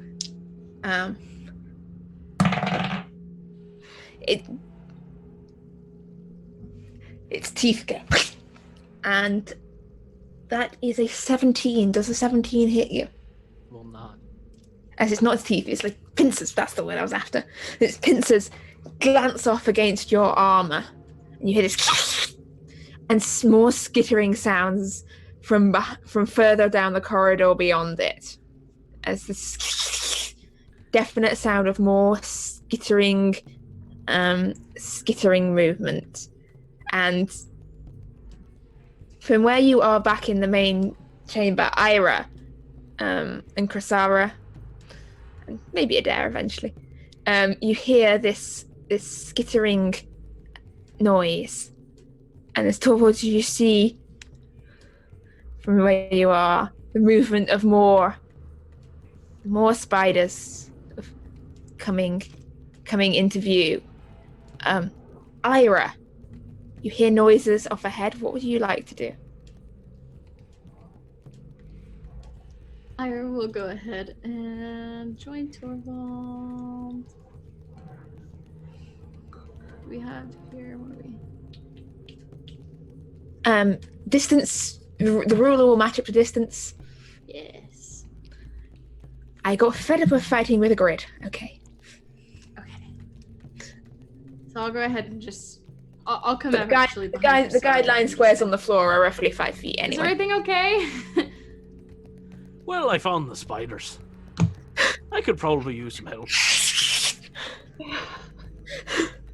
You should probably back up and make them come through the tunnel rather than us.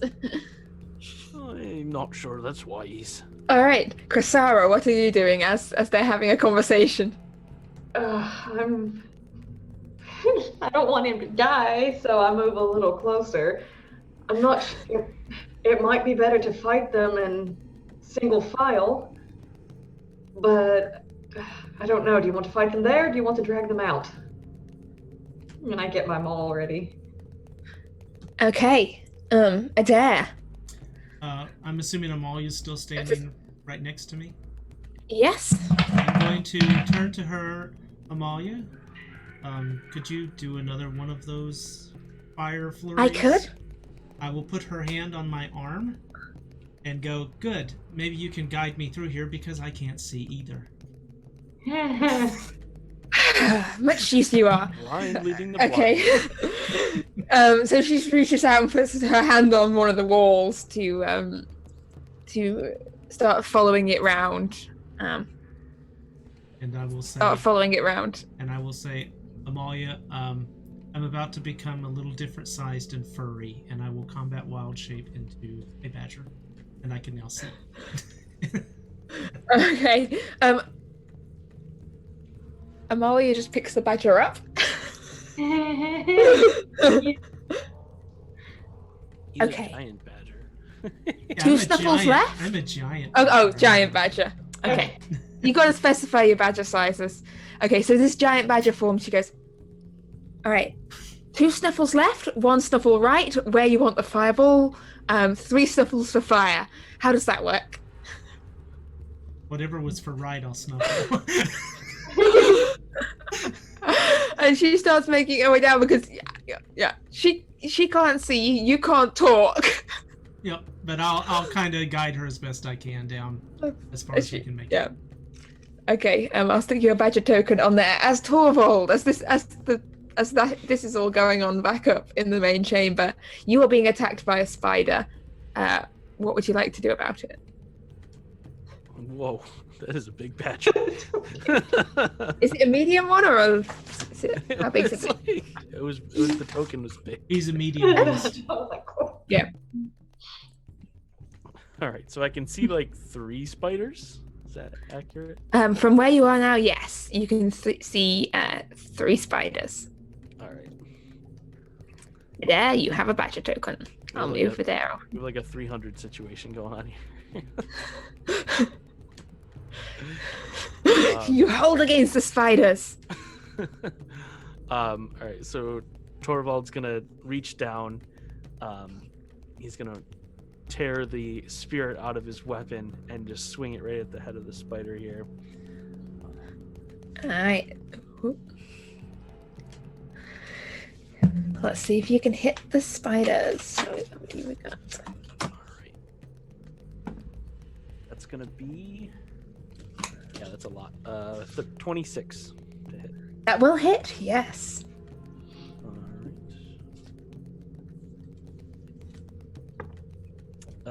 It's gonna be 7 force damage, Okay. and then there's gonna be just an explosion from the axe for a wisdom saving throw for. That's a 9. I'm letting this. And What? All right, and that's gonna be 18 necrotic damage. the spider drops down dead. The other spiders.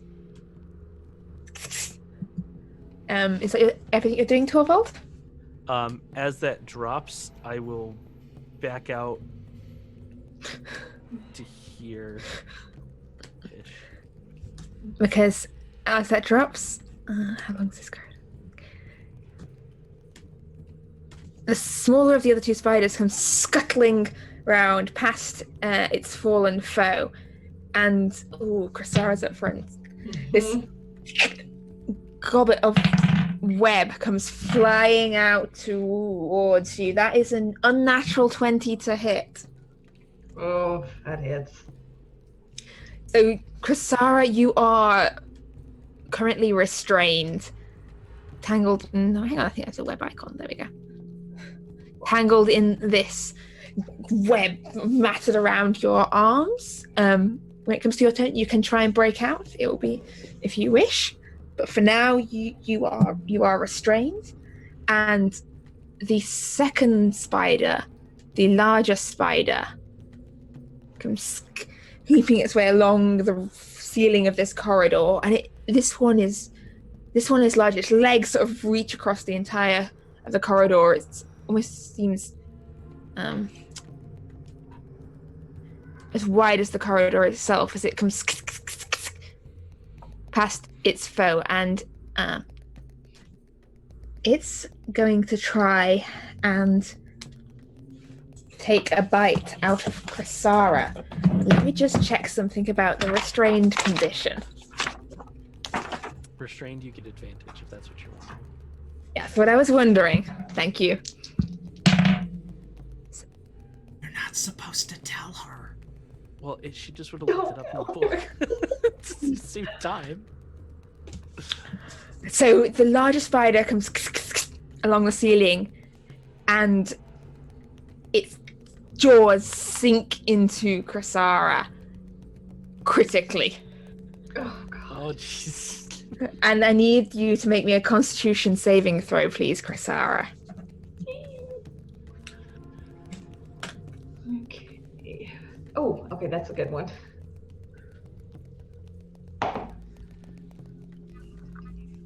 That's a 21. Okay. Luckily, that is a success. That is 11 points of piercing damage. But it's no poison damage.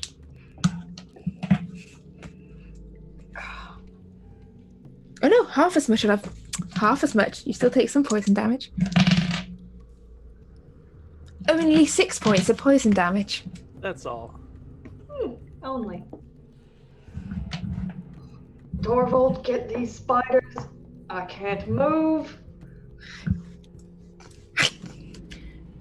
And off in the darkness, something else moves. Out of sight. And Amalia, Ira, you hear from behind, and you hear Amalia's voice that goes, "Fireball or not fireball?" Oh, fireballs. Okay, thought I'd just ask.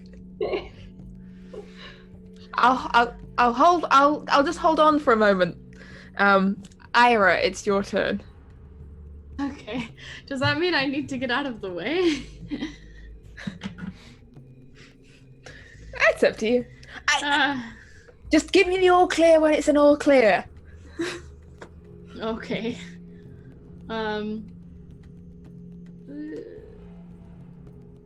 We're also up against each other. That's why it's fireball time. I will attempt lay on hands. Is that still something I can do? No. No, okay. Fantastic. You reach into yourself for this well of healing and energy that Ira had, and it's not there. Oh, okay. So cool. That's fine. I will go ahead and I can occupy the same space as Chrysara? Question mark. You can move through her space, but there's a spider beyond that. For now, you can occupy the space under the spider because the spider is on the ceiling. Cool. Awesome. So I'll go ahead and do that then. How tall is the ceiling? The ceiling is probably about. Sorry, bear with me 1 minute. The ceiling is probably about 10 feet up, but the spider is hanging down a good, 3 feet. So 7.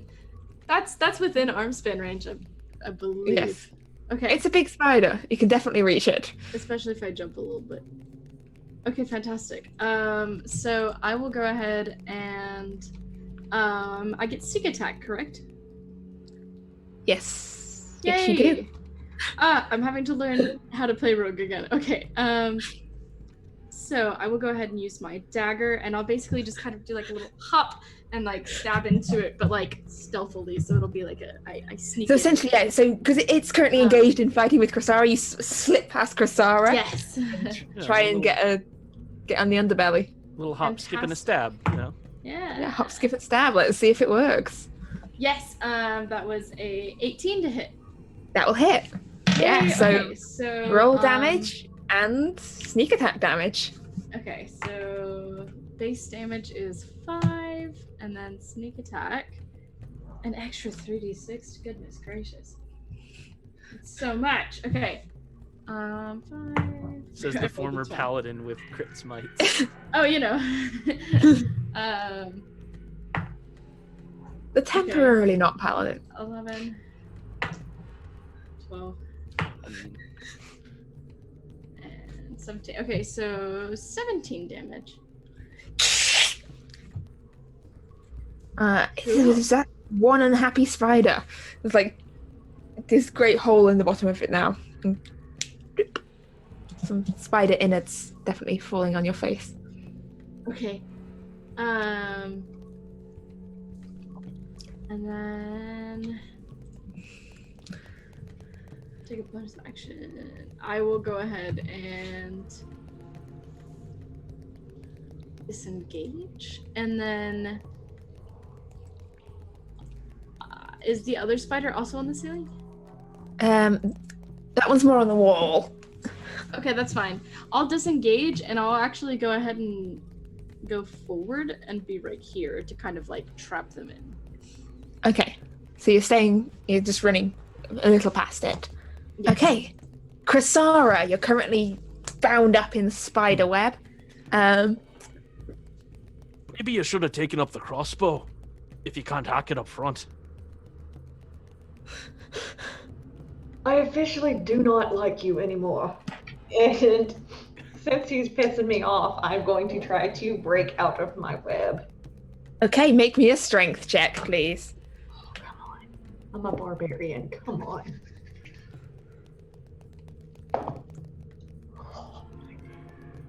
That's a 24. You are Since free. You can also rage first to get advantage on strength checks. I'm saving that for you for later. Bam. Cressari, Don't you threaten use your Torvald with a action. good time. You've got action to break free. You've got your bonus action if you wish to do anything with it. The spider up in front of you is not looking so good anymore, but you've used your action. Okay, it's my bonus action. I did get my javelin back, did I not? Yes, you got your javelin back, but Okay, that thing is going straight for tiny spiders, for big spider's face. as a bonus action, Can I throw it as a bonus action? Hold on. that's an action. Nope. That would be an action. Okay, Not I'm just going to make an inappropriate gesture towards the spider and just wait for my next turn. Okay. That all also I've would be an got. action. Inappropriate gestures are a bonus action. Appropriate gestures are an action. Giant badger. I'm going to go ahead and move Amalia closer in case the fireball is needed, and kind of nudge at Torvald as like, hey, got the boom boom girl over here. I think we're fine. Stop distracting me in the middle of fighting. I will growl at him. I told you to quit badgering me. Torvald, it's your turn. Torvald turns around and bolt of lightning comes out and right next to the head of the big spider. That's another 9. I think it All rolled. right. That's gonna be 8 necrotic. Thud. Legs curl up. Spider is and down. This one right here. Torvald's gonna take the axe, spin it around, and chuck it at that spider and attack it. Jeez. 10. 10? 10 does not hit. It ducks back close to the wall. And is that everything, Torvald? Yeah, that's it. The spider you just failed to hit comes skittering along the wall until it's right up at you. Bring it on. It lunges forwards. 22. 22 will hit. It's one of those good nights, but I feel it's going to get fried soon. And as it I need you hits, to make a Constitution saving throw. You have advantage because you're a dwarf, I believe. And what kind of saving throw does the spider need to make? the spider needs to make a dexterity saving throw. 16. The spider has failed that. Spider has failed that, so the spider's gonna take 14 lightning damage. As Okay. lightning surges through Torvald's armor and right into the fangs of this. And my con save is like a 26 or something. Ooh. Okay, so I'm last in order. Poison. So this is good. so you take 1 point of poison damage. It rolled terribly on its poison damage, which I think is then still halved further down to no points of poison damage. Right. But the piercing damage, but you do take 10 points of piercing damage Okay. as its fangs sink into you, but you don't even notice the. I mean, perhaps it's not even a poisonous spider. You've heard some of the big ones aren't. Your bark's worse than your bite. And behind you, you hear a voice go, yes, no, okay, no fireball. Okay, I'll hold the fireball for a minute longer. I can do other things, but mostly they rely on me being closer in. And Ira, having run past that, you would have had an opportunity attack against that spider as it ran past you, as it ran away. If you would have that now. Up to you whether you would have taken it or not. That was me. Oh, absolutely, I would have taken it. I should have been paying attention though, so your call. Pay attention next time. Got it. And I'll pay attention next time as well. Great. And so Ira, I think that's like you can hear definitely something still moving further on in the chamber ahead of you. But it is dark down here. That's fine. You've got dark vision. Yes, so you can see. Hang on, I will get. If you move up, you see this cobwebbed chamber that you've entered. You see the I'm standing on remains of no. bones Oh, okay. crunch beneath your feet as you head into the chamber. And you can see from where you are now, you can see up the opposite direction down the other end of the corridor. And just moving into sight, you can see the form of a spider bigger than any of the previous ones. Oh no. Huge, enormous form of this spider. Oh no. Okay, so I still have, I think, 10. So.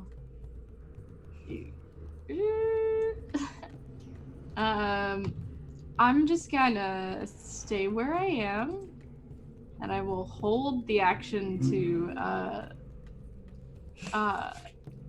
stab it with my dagger if it comes close enough, but I'd rather not do that unless I had sneak attack. So I'll go ahead and yell out and be like, "There's more!" Okay. And they're bigger. Chrysara, what would you like to do in this situation? I'm going to try to attack that spider. All right. With your maul, I presume? Yes. All right. What do you get? Oh, that does not count, which is too bad because it was a 17, but it fell off the table. Oh, God. That's a 7. Oh, it doesn't hit. It's right. This is a nimble little spider, this one. Well, still quite big. Jerk. Adair. Badger. Having heard Ira call out for help, I would like to take Amalia, not Amelia, and take her 30 feet down towards Chrysara. Okay, for the moment of ease. Jeez. Yeah. So you can squidge your way past Chrysara. Mm-hmm. Basically, you move to where you're moving to, and I will move, for the sake of me not forgetting, I'll move Amalia on. That would put me about right on your there. turn.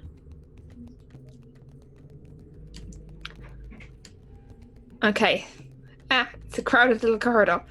Mm-hmm. All right. Torvald, your turn. All right, so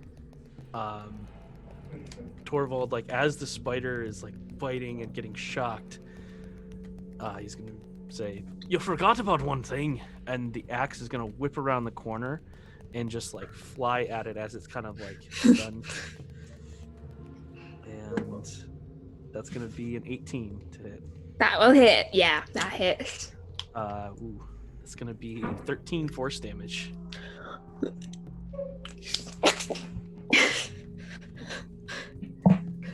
The spider sort of splits the half into two halves of spider. So it cuts off like the head of the spider, and the fangs are still in like Torvald's armor, and he just shakes it off, and it just falls to the ground.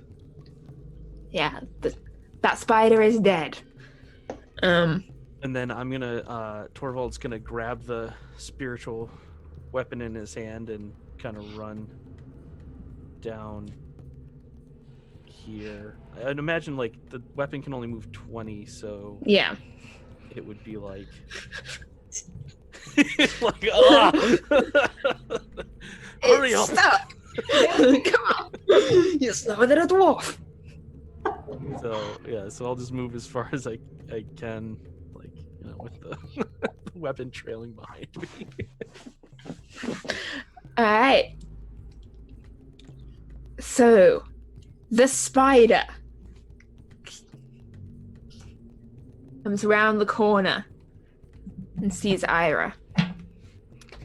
And this globet of webbing comes flying through the air towards her. And that is an unnatural 20 to hit. My rolls are on fire at the moment. Just like the trees. Just like the trees were. Which means the next thing you fight will roll entirely 1s and 2s. That's the way it works. Does a 20 hit you, Ira? Am I okay? Is this like a dexterity thing that I'm avoiding, or is it just my AC? This is just your AC. A 20 hits. Yes, so you're now restrained in webbing. Cool. Is there a condition for that in D&D Beyond? Restrained. Yes. Fantastic. So you are restrained. Yay! I love it. And the spider comes towards you. I think. Can you still take attacks when you're restrained? I don't think. You can at disadvantage. Yes, you can take your reaction to attack at a disadvantage because you're holding your action if you wish,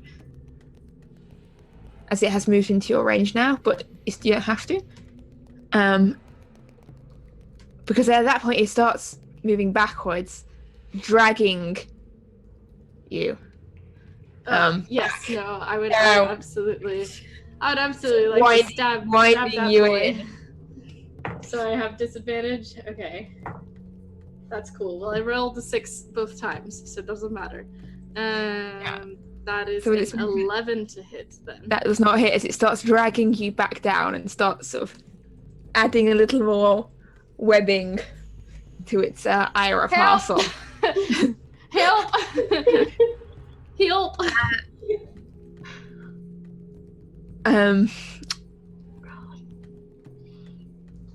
Amalia's still going, yes? No? No? I think there's a no. Ira, it's your turn. I tried to bring the big firepower. I really did. Ira, it's your turn. Well, I'm just gonna keep trying. You can try and break out. Yeah, you can try and break out, or you can try and stab it. Either are an option. What is the trying to break out motion? Strength. Oh, hold on. Let me check on that. That's fine. Strength save or just a straight strength? Just a strength check. Great. Okay, 6. Ooh, you've still got your bonus action. Excellent. I don't think there's much you can do with it. Disengage the webs from yourself. I could use sleight of hand to try to leave my. Okay, so like I'm in like a glob of web, but they're like I'm attached basically still to whatever's going on. Essentially, yes. It fired webbing at you, then it came and got you, and it's taking you back. Okay. You're its packed lunch. Can I sleight of hand try to stay in the webbing, but just detach the webbing glob from the spider? Is that kosher? You can try. Make me a sleight of hand check. I'm not sure if it's still holding you with its. Does the spider have anything I can pickpocket off of it? The spider As I'm does not dying, have I'd like to steal it. I don't know. It might be Its useful. pocket. My sleight of hand was How is my dex only? Oh, that's fascinating. It was a unnatural 20. You've managed to like disattach the spider sort of. Kind of. Off I mean, me, please. the spider's still holding you, but it has to like now restart winding you up again because you've managed to just like I messed up. somehow Okay, unattach its web. It was getting a nice spin around you, and that has to start again. Like you've left Okay, afraid. cool. Fantastic. I love that. All right, that's enough. And I'll just go, help! Sarah, it's your turn. Okay, I can't get it to measure. Okay, I'm just gonna do it and then you just tell me if I can or not. I am going to try to charge forward and grab the Ira bundle and outstrength this little bleep because I'm a barbarian. I've got to be stronger than a spider. Yes, you can do that. Yes, you can try and play Tug of Ira.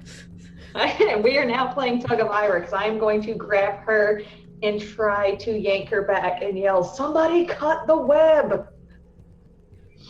Okay, that will be. I'll make that a strength check. Okay. Ah! Oh, That's a 25. Suck it, spider. you win. You managed to pull the spider. She's still bound up in webbing, but you managed to pull her away from the spider. She's now your lunch. Mine. If anyone could cut the web away from the spider, that'd be fantastic. Adair, it's your turn. I'm going to shake myself loose of Amalia and charge forward and attack the webbing that is wrapping up Ira with my teeth and claws. Okay. Loose. Make me an attack. It's got an AC. It's got a. Oh my word. Hopefully it's a low AC because that's a 7 and an 8. There's 2 more dice that are going away. No. Pile of dice in the corner. I of actually Cam's do. office. I actually do. They're just all. Yeah. No.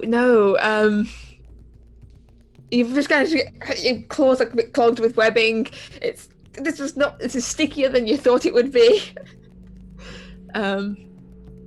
Yeah, this is not going as well as Little as you badger tears hoped. drip down on Ira. Torvald, you can see this situation going on in front of you. Do I have to do everything? And Torvald will go in here, and then the axe will like whip around the corner here. And has this been hit yet? No. All right. The axe is gonna like whip around the corner and fly towards the spider's head here. It's gonna be a nat 20. Woo! Roll some damage. All right, that's 9 plus 5, 14 force damage.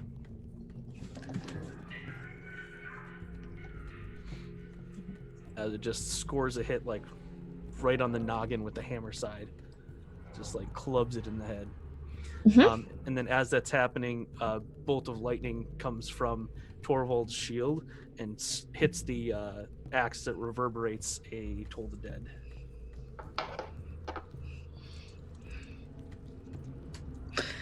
Okay, that is a 10 on my wisdom. That will fail. And we have 8 necrotic. The large spider shies back a little. It's not dead yet, and it's not too good on options though. So it lunges forwards and claws on either side of the corridor. It's going to go for the nearest threat, which is Krasara. And it tries to take a bite out of her because Ira is, already. Oh, that's a 16. Mm-hmm. Still hit. Does that still hit? Mm-hmm. Oh, I did not expect that to hit. I need another Constitution saving throw, please. Oh, luckily that's one of my experts, but still.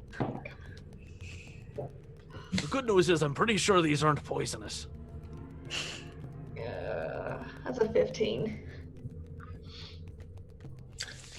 As it bites into you, you take that is 8 points of piercing damage, and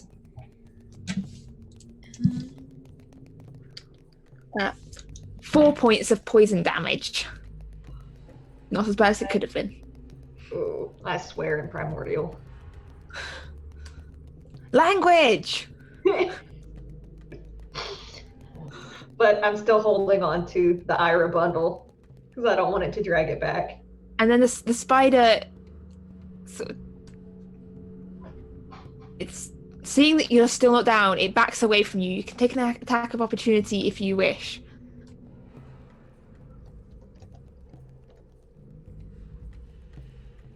As technically can the Ira bundle. Oh, so I can still attack him. Yes, as it's because it was came up to attack you and it's backing away. So both Chrysara and the Ira bundle at disadvantage can take attacks of opportunity if they wish. Chrysara doesn't want to let go of the bundle because she's afraid the spider's just gonna go, just yank it back like a yo-yo. So Alright. I'm gonna take I still have 2 hand axes, and I'm going to try to hold on to Ira bundle with one hand and pull out my hand axe and throw it with my other hand. All right, roll to hit. That's a 16. That will hit. I also got Roll. a 16, just kind of flailing with my dagger. Yes. Yeah. Okay, both of you roll some damage, and Ira, because you get, Chrysara's also engaged, that you do get your sneak attack. Do I? Because I was at disadvantage? No, it doesn't matter because yes. Okay, so then yeah. It's that's advantage disadvantage. or it's if you're Disadvantage, at I think, negates sneak attack. Yeah, because that's Does I think so. I mean, if you want to give it to me, I'll take I think it. it literally says if you're attacking at disadvantage, you don't get it. Yeah, in which case, no, just normal damage. that's fine. But I'm Chrysara, happy what to be did you doing get? any damage. 8 points of damage. Okay, and Ira? 3. As this spider skitters back, you see the hand axe sink into it, and you then, and with a small little dagger wound, as it curls up, and it is dead. And with that, you are out of initiative.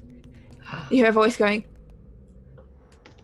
okay, 2 snuffles of fire. No, 3 snuffles of fire. Where? Damn badger. I am going to go get my hand axe out of the spider, and then I'm going to try to cut Ira free. Oh, and I'll make an effort as a badger. Maybe I can hit if we're out of combat. Yeah, without time pressure, I'll say that with some time you can start to tear off this webbing. In the room beyond where you killed the spider, sort of beyond Ira, you can see bundled up in the thick webbing, off in the alcove to one side, you can see 2 webbed up bundles, and off to one side you can also see what appears to be a body lying limply on the ground, this husk of a body, sort of moisture sort of drained out of it. Can you give us a demonstration of what that looked like again, please? Yeah, and in the alcove off to the left there are 2 bundles, both about sort of between 5 and 6 feet long, about this wide, almost if you squint, vaguely humanoid bundles, and one of them is twitching slightly. Torvald's gonna run up and just attempt to cut them open. Okay, so it's tough, this webbing, it's sticky, but you can split. Which one are you? I suppose you don't know which one. That's right. Do you Can I use my pull magical spiritual? Are you going for the axe? twitching one or the non-twitching one? Let's go for the non-twitching one first. Okay, so as you pull the webbing away from the non-twitching one, you can see the very pale, corpse-like face of an elf. Like sickly pale skin, looking a little bit green. Staring back at you. I would like to check and see what I can do, or what's wrong. Make me a medicine check. Someone else get the other one out. I will as soon as I save your girlfriend. I mean, Ira. All right, that's gonna be 15. They are still alive, but very much clinging on the brink of death. I'm guessing they appear to be poisoned. They appear to be poisoned. Okay. Yeah, on the brink of death. Man. I guess I will use Lesser Restoration as Torvald lays a hand on there, and you just see this like energy pulse through the body as it purifies it and cleanses it of all the poison. And you watch as they start to blink, breath sort of coming back to them. They still don't look well, but they are no longer sort of petrified and poisoned. The other bundle twitching slightly. By now, you've managed. Krasara and the Badger have managed to free Ira from the webbing. All right, and then the other bundle. The twitching one is twitching less now. Torvald, rip that one open too, if no one else has. And staring back, you see a young woman's face. She's just like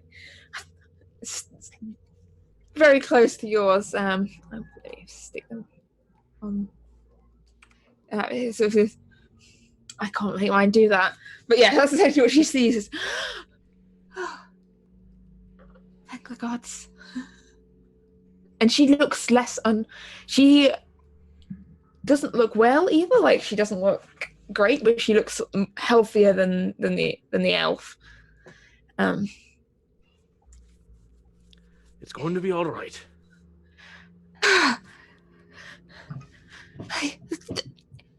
Gwell?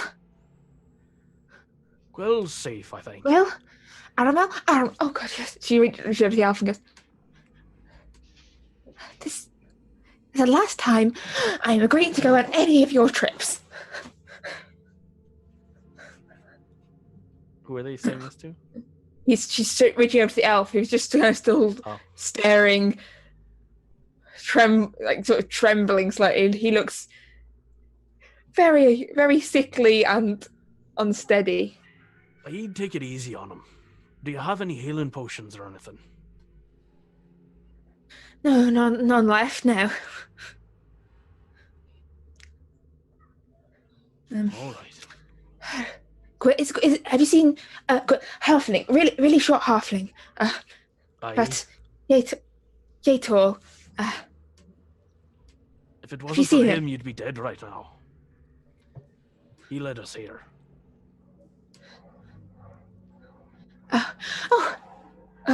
Thank you. Cecile. Torvald, nice to meet you. And this is Aramel.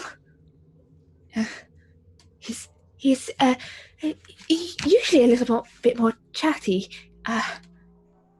He was poisoned pretty badly. Oh my god, is that?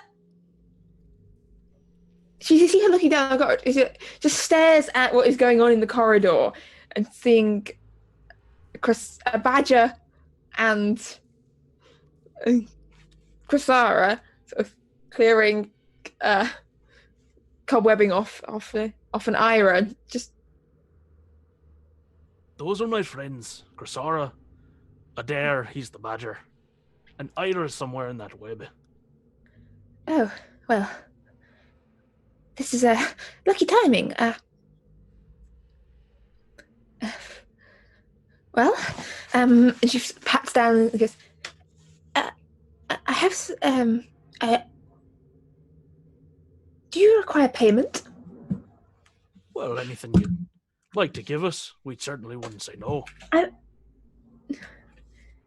Okay, he says, I have 5 gold here. I will give it to you, but may I make it clear that this is we have the permits for this site.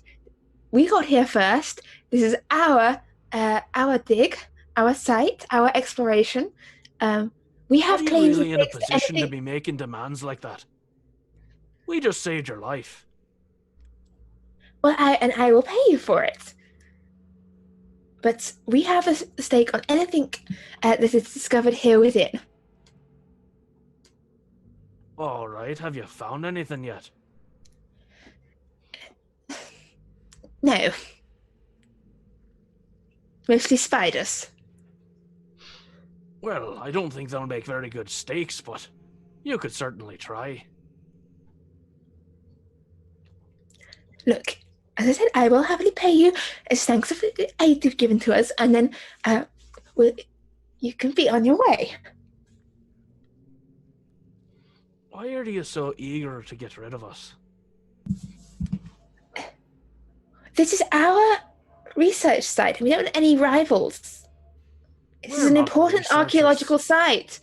I don't want any, well, even ever the more reason. If you're not researchers, you might scratch any important findings, things that belong in a museum.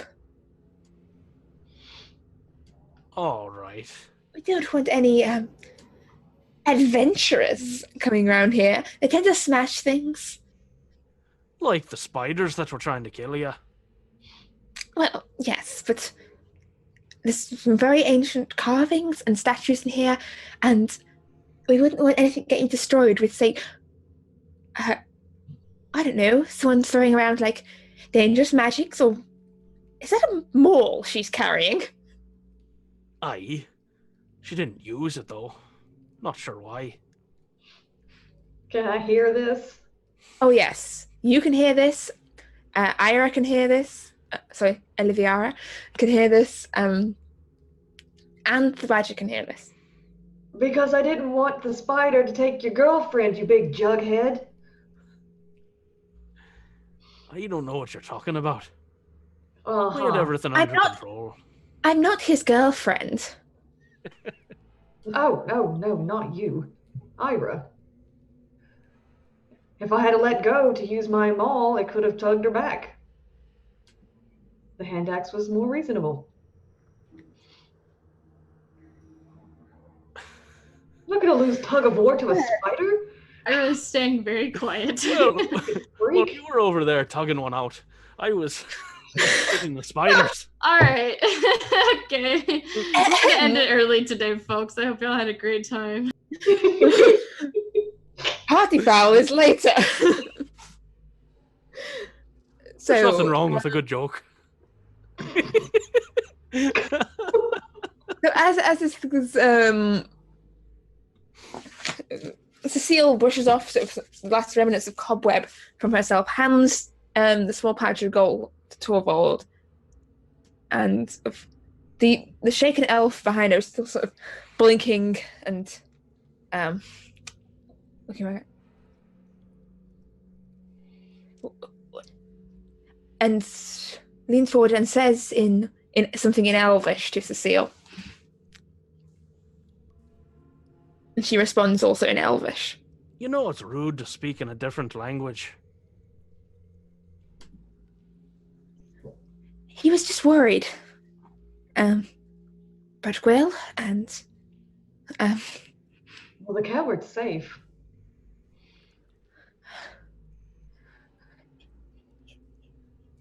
he's not Let's a go take a coward. look. We'll go find him. Torvald's going to take a quick look around to see if there's anything valuable in here. So sort of rummaging, looking around through, there is a dead body lying on the ground. As you sort of, he appears to be wearing sort of rather rough spun sort of clothing. Make me an investigation check. Oh, jeez. I hope it wasn't their friend. Can I just perceive the stuff that's there? No, That's you a 10. believe there's a dead body there. I think it's a 10. Rummaging round Okay. through his sort of through his pockets, you find a lot of sticky spider web. And the man himself, he looks like he's been dead a good while.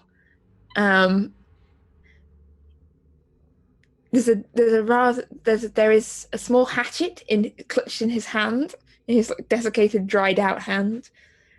But other than that, there's not really much on him. Would the hatchet qualify as a hand axe? Yes.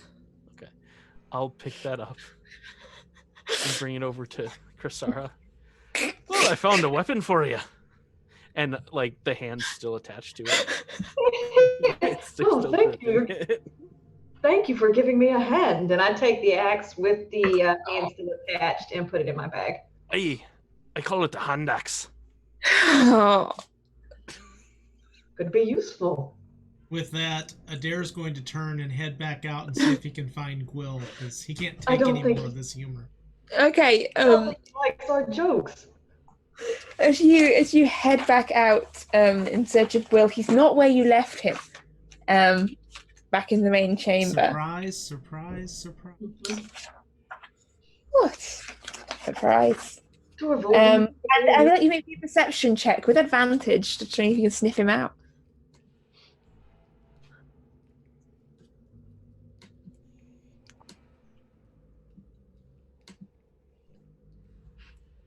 I guess you can't hear me if I'm muted. That's a 19. And I get to keep this dice. So you can smell the scent of Gwyll from down this side corridor. It's off to the right hand side from where you are now. He went that way. So he went. I'm going to make my this way direction. back to the corridor where everyone else is, make annoying badger noises, and then what's that? head back He to fell the down a other well. one. I suppose that's the badger signal to follow. Sounds like it. Hey, Adair. 1 snuffle for follow, 2 snuffles for danger. I'll do 3 snuffles. But that was fireball. 3 snuffles was fireball. We need to improve this system. Thorwald's gonna take a peek down here. Okay. So as you peer, you see another chamber leading off with a splintered and broken floor. Cracked. It looks a little unsteady and uneven. The whole floor, or just the middle part there? Hard to be sure. Okay. You could give it an investigative poke if you like. The badger suspects an oncoming crack joke and growls at Torvald menacingly. I'll take a crack at it. 6. You reckon this northern, like the portion closest to the crack is probably unstable. The rest looks much more solid. All right, I'll just kind of sneak along the wall here. Okay, so as you make your way, you hear the and the floor crumbles away beneath your feet. And I need you to make me a dexterity saving throw, please. Oh, sweet. Another thing I'm awesome at. Where's my... Oops. That didn't work. Nat 20. Yes. Have you rolled below a 15 or you... Yes, I just rolled a 6, and then I rolled a. I'm kidding. But a lot of the checks I've had +8 on, so I've rolled like And 2s and got 10s. yeah, I just stumble back as a large portion of the floor caves in. But beyond, you can see a bare stone room. Like down here. Oh, okay. There's just nothing there. It's just It's an empty ancient stone room. well, that was a bad idea. Sorry, I broke your floor in there.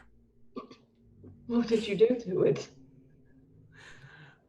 Well, I Yeah, the stepped floor on- seems to have caved in a fair distance to sort of almost like a sinkhole having sunken down into the damp, Should we look unstable around ground. a little bit more in here? Do you need to figure out where he's gotten off to? He definitely, from what you smell, Adair went down this corridor here.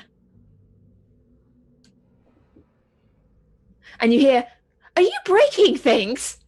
This is exactly why we don't want your sorts running around in ancient ruins. Now there's a hole in the floor. That floor could have been a huge insight into what the ancient architects had intended for this place." Well, they weren't very good architects now, were they? If their It was floors a are long- collapsing. It was a long time ago. Aye, I'm Um, just saying if they were dwarves and not elves, that wouldn't have happened. That is quite unnecessary. I just realized I probably don't dwarves have advantage on checks about stone? You do, yes. Whoops. Remember your features. Yeah. I didn't think of it in that context. I'll follow Adair. Just kind of. So what was I going to say? Cecile's comes hurrying after you. Careful! Don't touch anything. Oh, just don't touch anything. You're going to break things. Aramel, we need to do something about them. Could you please not break anything? Thank you. I'll do my this best. But no th- promises. this site is property of the Empire. The Empire of Idiots, she'll mutter under her breath. The Empire of Elves. Ah, Torvald, my Must be a mistake. The two Torvald words. walks down the hallway behind Adair and goes, I'm with you on that one. I'm tempted to leave a small deposit for the Empire in the alleyway there. Careful! Mind what you're doing. And as you're having this conversation, by the way. from out this corridor, Will comes up.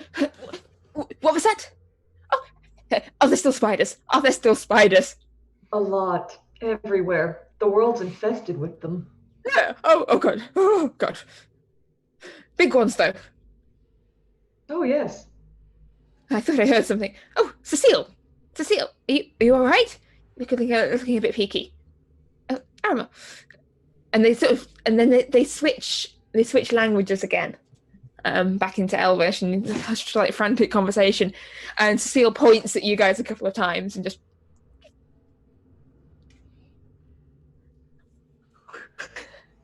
Well, that's rather rude. Torvald is going to turn to Adair and start speaking in giant. I'll just. And Adair is Sure. going to reply in Badger. Yeah. It's like you would still understand it, right? Yeah, I can understand you, and I will actually respond, but, you know. So you just hear, And from further behind you, you hear Amalia respond. And we all three laugh at the same time. I don't know what languages Iris speaks in this match. As half the room is now speaking giant, half the room is speaking Elvish. Need to It's a have hand party. signal. It's like one of those like the silent dances where they have the different headphones with different colors. It's like half the people are listening to one song. Yeah. All right, go ahead. No, she didn't have anything to say. I'm just surprised she's still hanging out by the spider. I am. Mhm. You're still hanging out with the spider. It's dead. Probably trying to extract the venom like a rogue. Has the floating axe disappeared yet? It's a minute, so probably. Yeah, it's like the idea of this axe just floating over I her would've- head for a minute. Torvald would have grabbed it and motioned it towards the axe, and it would have fused back in it. Did the remains I stepped on earlier have anything special about them? The skeleton appears to be bones that have been there for a long while. And the spiders didn't have anything to pickpocket, right? So I guess after Spiders- looking. Spiders don't have pockets. Ugh, okay, I'll return. I'll stay towards the back. So as you head back, you hear these. As you reach back in the chamber, you can hear two conflicting conversations going on. As one huddle are conversing in Elvish and the others are conversing in Giant. Okay, well, I'll join the Elvish conversation because I can understand that one. So what you can hear as they're saying is, "Look, I don't know who they are. They just turned up. Quill. I found them in the woods. They saved our lives. Yeah, but what? Who sent them here? Are they spies? We sent ourselves. Holy shit!" She'll reply in Elvish. The elf, don't creep up on me like that. That's kind of what I do, sorry.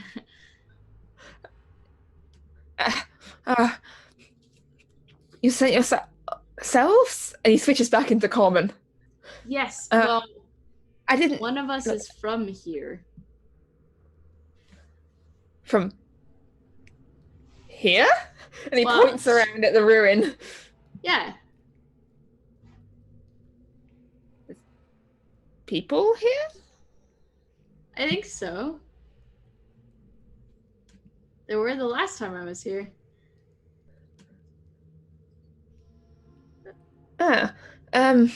Well, sorry. I've not made my proper introductions. Aramil, yeah, my name's, what's my surname? I have one. My name's Aramil. I am, from, well, Varnic Academy, but an associate sent there from Natharis Academy. Not that that would mean anything to you. Department of Archaeology. And we are here carrying out an important archaeological expedition. My associates and I, and a couple of other heavily armed people who are guarding our boat to prevent any incidents. Cool. Who will of course be here in a moment should we require them. Cool. So Fire them during the spiders. they hadn't quite reached that level yet. But of course, should you try anything, they will be here in a moment, so don't get any ideas. Is this still in Elvish? This is in common. Oh, okay.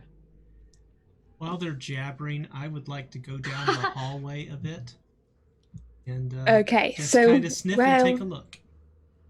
So as you are jabbering that, you can see more of these. Are you also walking off as the conversation is going on, Torvald? Yeah, I'd follow him. I'm not Hey, interested in their. Where's he going? Where's he going? Where's he going? I'm Oh, not interested in your no, wait a idle minute. threats. You think that they could do anything to us? But yes, you see. Yeah, they didn't notice the badger slipping away, but they definitely noticed the person they were talking to walking away. So you see there's several more of these bare stone chambers opening off with sort of broken rubble on it, and these large slabs of stone emerging out from the wall. Some of them look sort of bed shaped, some perhaps more table shaped, but they are stone and they're inbuilt into the wall. But everything is very worn and very old. The only main thing of note is a set of elaborately carved stone doors. These high stone doors with carvings engraved into them, a weaving pattern of trees and vines, and across the top, a sentence in Elvish. Torvald's gonna kind of look at Adair and be like gesture down towards the doors. And Adair's gonna kind of shake his head and move back a little bit and put a paw up like after you. Torvald will strut down there. Take a closer look at the door. It's a door. It's a stone door. Would you like to make an investigation check? Would you like to use your stone cunning? Stone cunning. Sure. Oh, it's a stone door. I mean, making an investigation check an advantage because it's made of stone. All right. Well, it's a 17 and 18. So, looking at it in more detail, this door is old, and looking at it in more detail, it's not actually a door. It's a carving of a door. Like when you start to look more detail at the hinge and the crack in the door, it doesn't go all the way through the rock. This is just a wall carved to look like a door. There's no actual hinge. There's no actual join between the two leaves of the door. I'm not sure why, but this is just a carving of a door. It's not an actual door. And I'm just going to kind of look and cock my head to the side a bit and, yeah.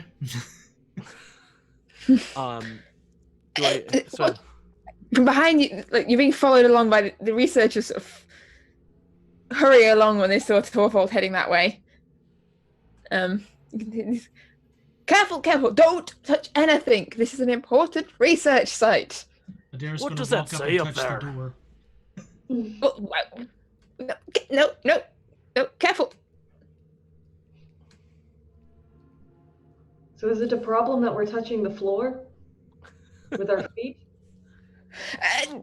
It's preferable if you didn't. Just watch out for cracks. I almost fell down the floor. You broke the floor. I didn't break the floor. The floor just broke on its own. It's not much of a floor if you can't walk on it. Well, maybe we should investigate. Do you think there's something going on underneath? What does it say on top here? Why would I tell you? What is it, Elvish? Yeah, are you there as well? Sorry, I'm just going to keep track of who is I'm so present, terrible about absent. Yes. It's just vague location so that I know if something happens, who was there and who was not there. Yes. I'm in the hallway, but not in the room. I'll enter the room. Yes, so Ira, you can see. I'm going to carry on calling you Ira. It's just the habit has formed now. I mean, for all we know, she is. That's who I am. until above the door is engraved a set of words, and it says, where did I write this down? It does not say that. It says, I thought I had my notes somewhere. It says, offer that which is held closest to the chest and carried to the grave. Secrets. Torvald, tell us secrets. Is that just what you shout? Yes.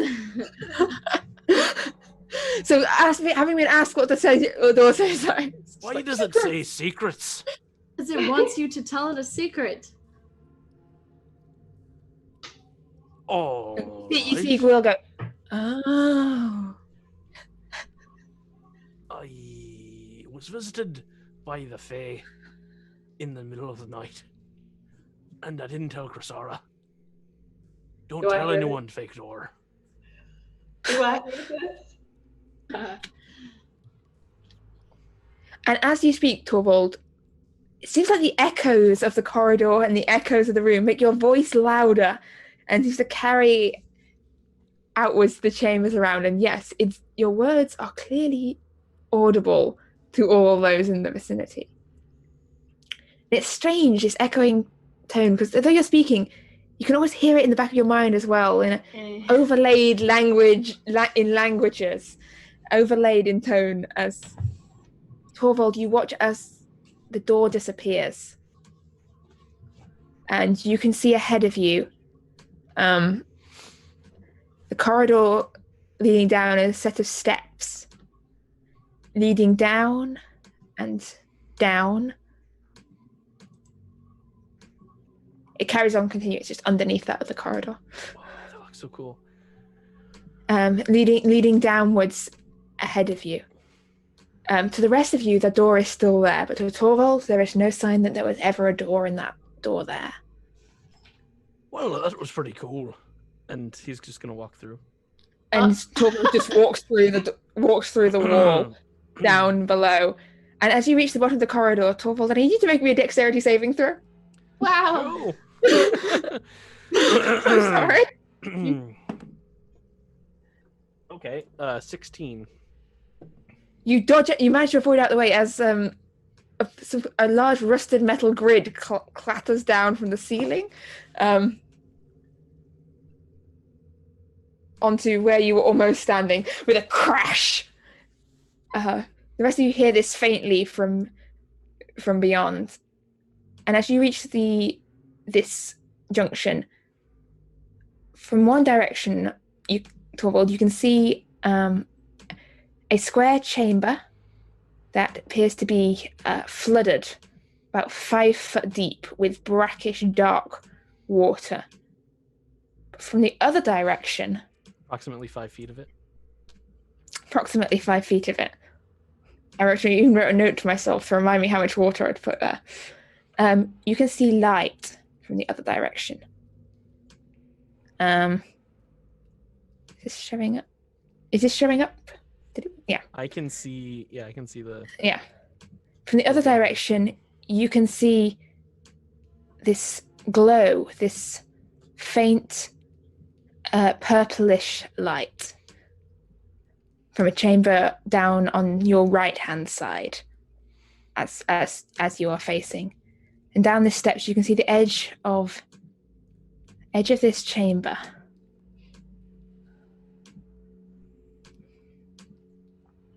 And from that direction, you can hear movement and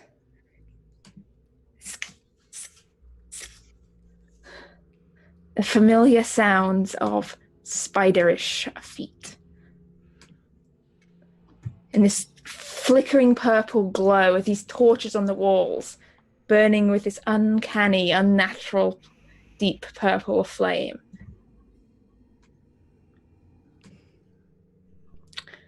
Torvald's gonna kind of the rest of you heard the muffled crash from behind the door, and Torvald has just disappeared down into darkness. Oh, my turn, and then Ira will lean very close to the door. And she'll say, "I'm a rogue." Is that a secret? You know your class? It's very meta. Well, yeah, you hear it straight echo it. I'm a rogue. As it echoes around. I suppose that'll count. I'd like a less meta one out as a meta point. Is that not a thing in D&D where you know what your class is? It depends on the world, probably. I don't know. I mean, I'm a cleric, right? You know that you are a thief. Probably, a rogue is more a description of your... being a priest or a cleric is a job. Being a rogue is more of a side thing for being... I guess it could be considered a code of saying I'm a thief.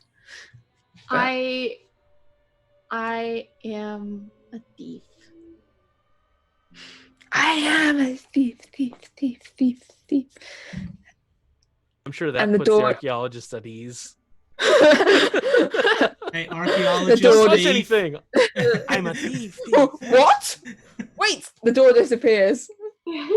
I'll pop through. And you can see Torvald down ahead of you. Wow. Torvald's gonna look over and just like do this, like. Why?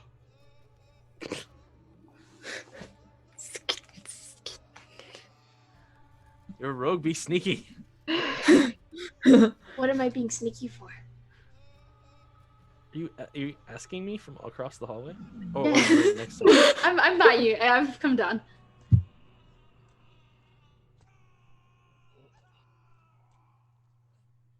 I don't think do zippers exist in this. That's Just a good thinking, I'm like, question. who even has a zipper? No, you just sit there and slowly sew your lips shut.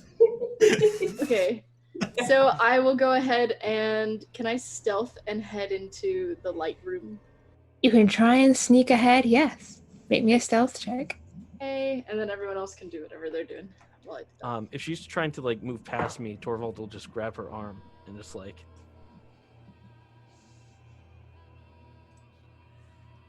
And then point towards everyone else, like. Okay, So- she complies. Ira and Torvald have disappeared through the door.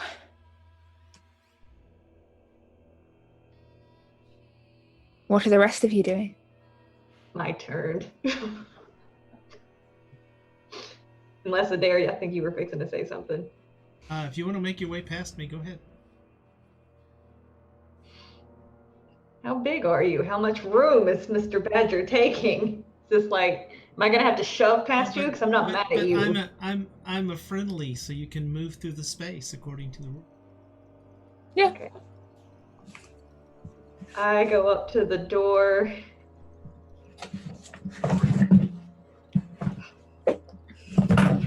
What has to be a secret then?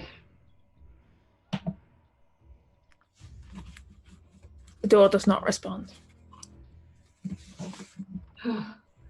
Fine. I had to choose between saving either my parents or my sister.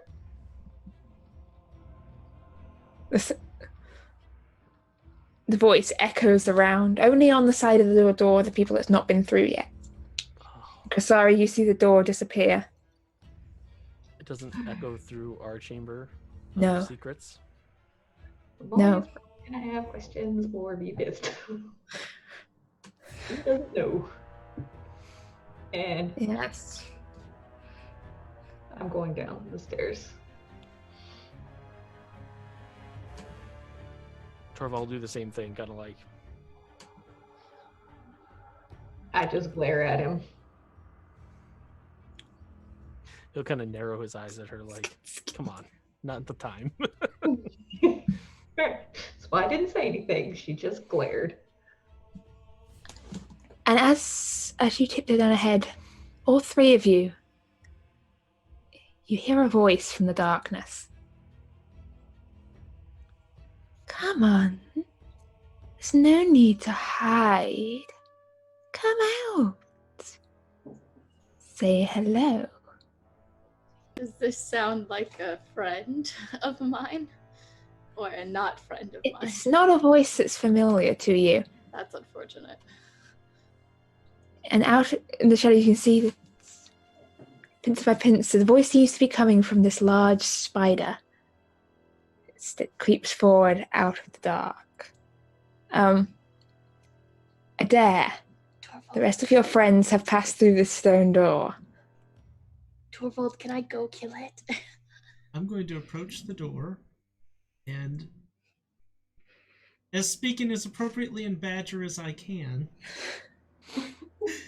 I am going to say, I have found out that my mother is not who I have thought all these years, and it distresses me greatly, and I'm no longer sure of who I am.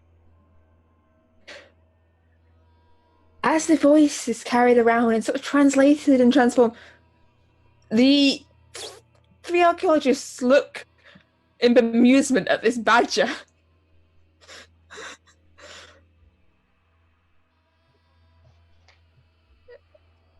I'm not sure they really know what to take about them. But I don't think that's a real badger. And the doorway disappears.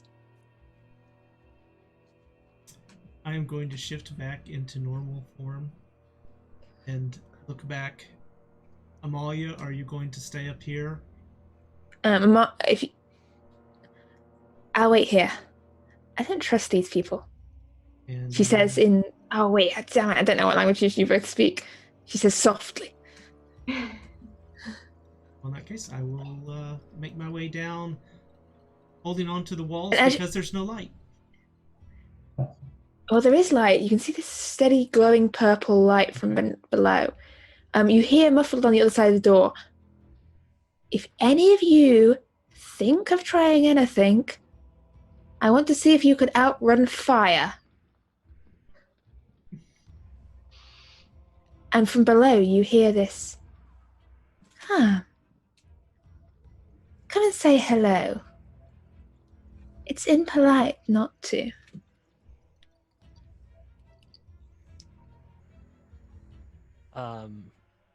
Torvald will kind of nod at Ira.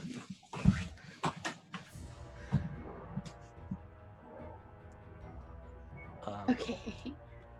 As he slowly makes his way forward. Ira will stay behind him stealthily. So, Torvald, as you step forward, you see the corridor. You see a set of steps leading down into this pillared chamber. And now, luckily, you can see in the center of this chamber this large spider just sat there. It's a strange tension to the way it's watching you. Like, it's not skittering in the way the other spider was. It's just sat there. And behind it, you can see this plinth rising up. And on it, you see a statue similar to the one you saw outside, but this one less worn and more complete.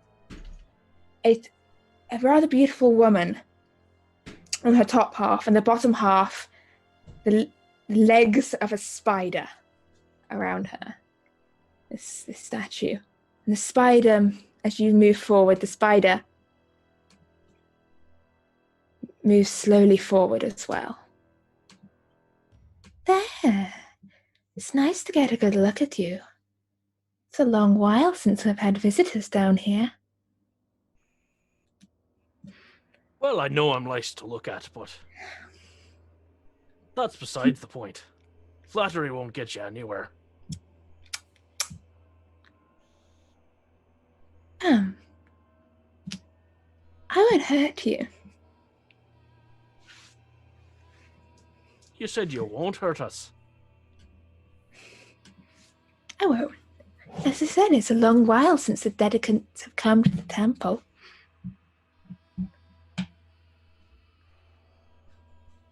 What are we supposed to do here? Worship you or something? This is not my temple. I am but its guardian.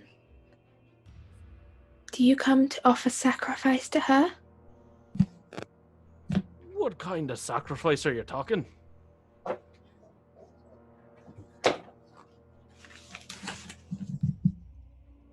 You are a little short for an elf. I'd little be pretty pale. short for an elf. Are you...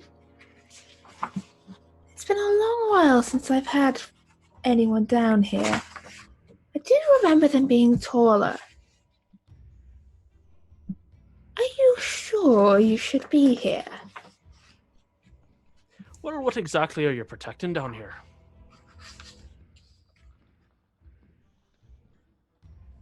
I am the guardian of her temple. The Queen of Shadow. Mistress of Eight. Would I know who the Queen of Shadow and Mistress of Eight is? Make me a religion check. Because this is not an Isfjellian god. Oh, okay. And you know that immediately. This is not 18. an Isfjellian god, but heard mention of it as an elvish god. Not a hugely popular elvish god, but definitely some sections of elven society worship a goddess by the name of Lawful. Lolf? Like LOLTH?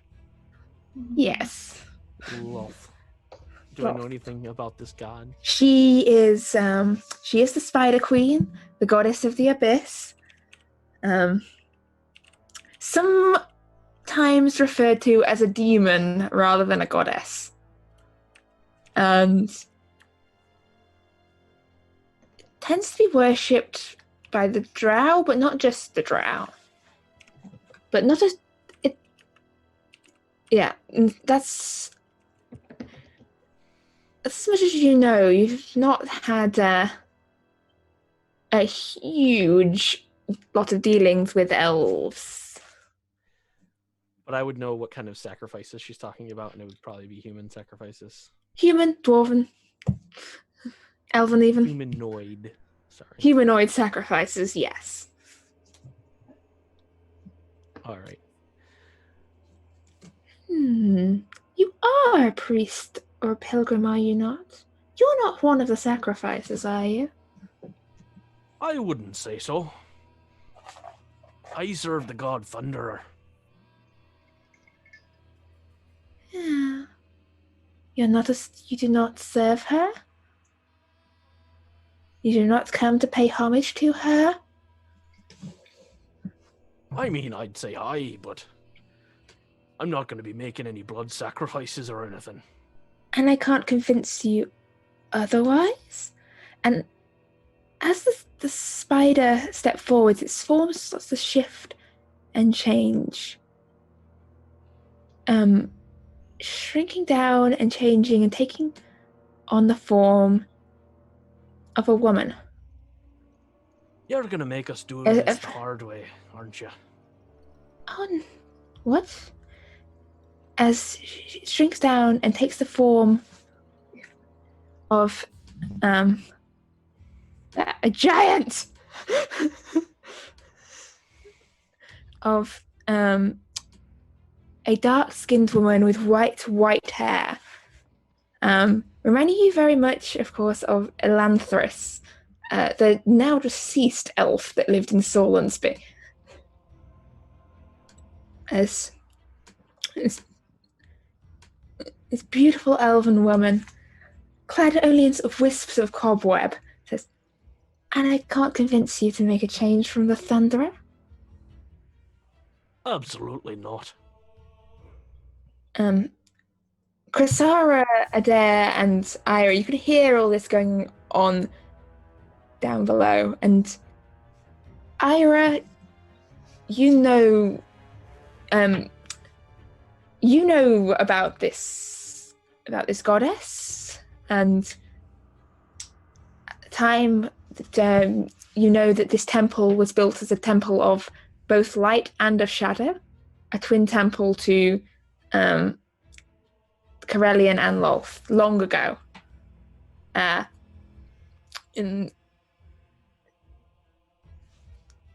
before things changed in your society, back before you found the true collective and the truth, and back when elves were reliant on these gods. They're not gods of yours, but they're not gods to be trifled with, and neither are any kind of guardian that's been left behind in their temple. Excuse me?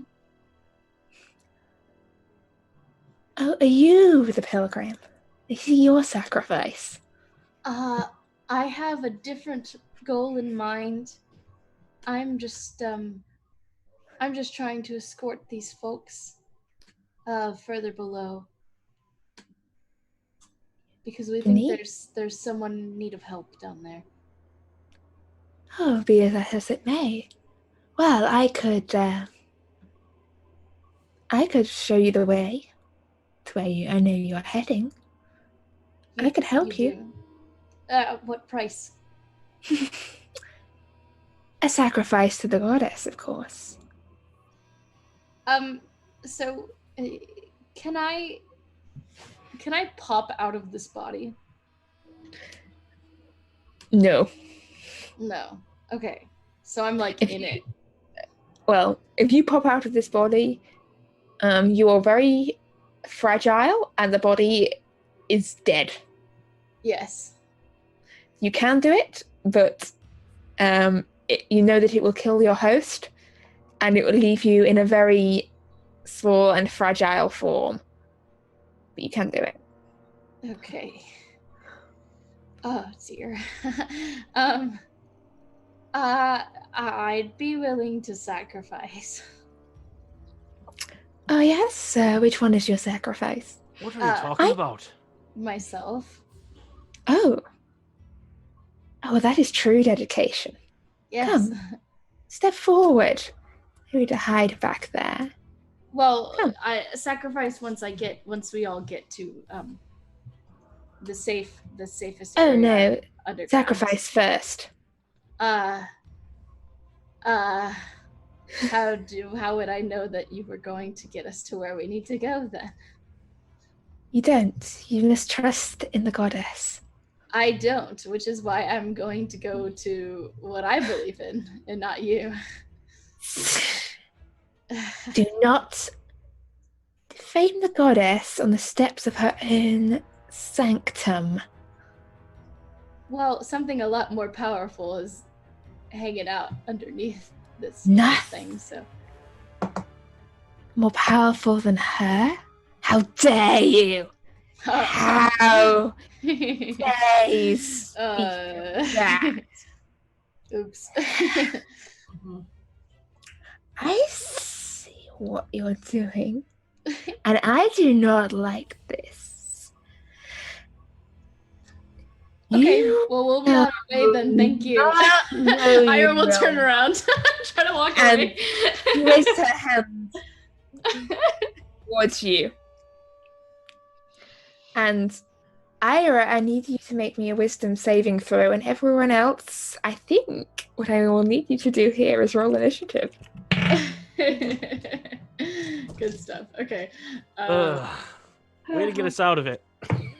So you need initiative, and then what else do you need from me? A wisdom saving Wisdom throw. save. Amazing. Okay. That wisdom save is actually a nat 20, so it's a 21. And then, Okay. That is luckily a success. thank goodness. My initiative, though, is rather lacking.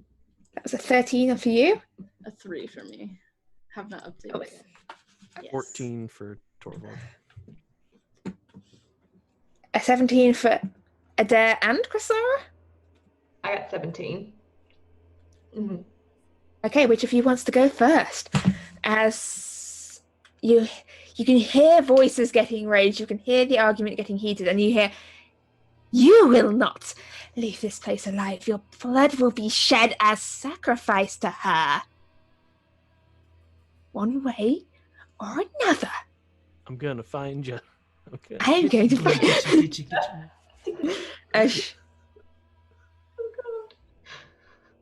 Oh. And if either of you wants to do something, you can, but you don't have to. You can. You're ahead of me, Chrysara, so if you want to go first.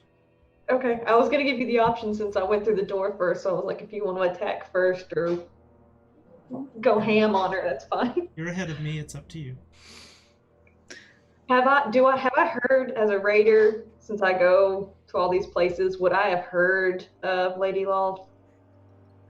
Not in the places you've been. It is a rather underground religion. Make me a religion check if you want, quickly. But No, I'm not even gonna bother looking because that's a 4. So yeah. First you're hearing of this god. You thought the elves worship wind gods or something? There's a lot of elves have a lot of gods. I'm gonna walk down the stairs and I'm gonna take the hand out of my bag as I'm walking down and try to wrap it up, and I will go Not anyway. I'll just go to the bottom of the stairs. I ain't getting within reach of her because I don't want to die. And I'm going to kneel down and say, I have brought the sacrifice. And I'll just sort of motion to the others as I pass, like, play along. You brought a sacrifice. This is the. You try attempting to deceive here.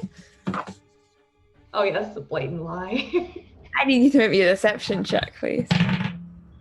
Okay, come on, Olwen dice, save money.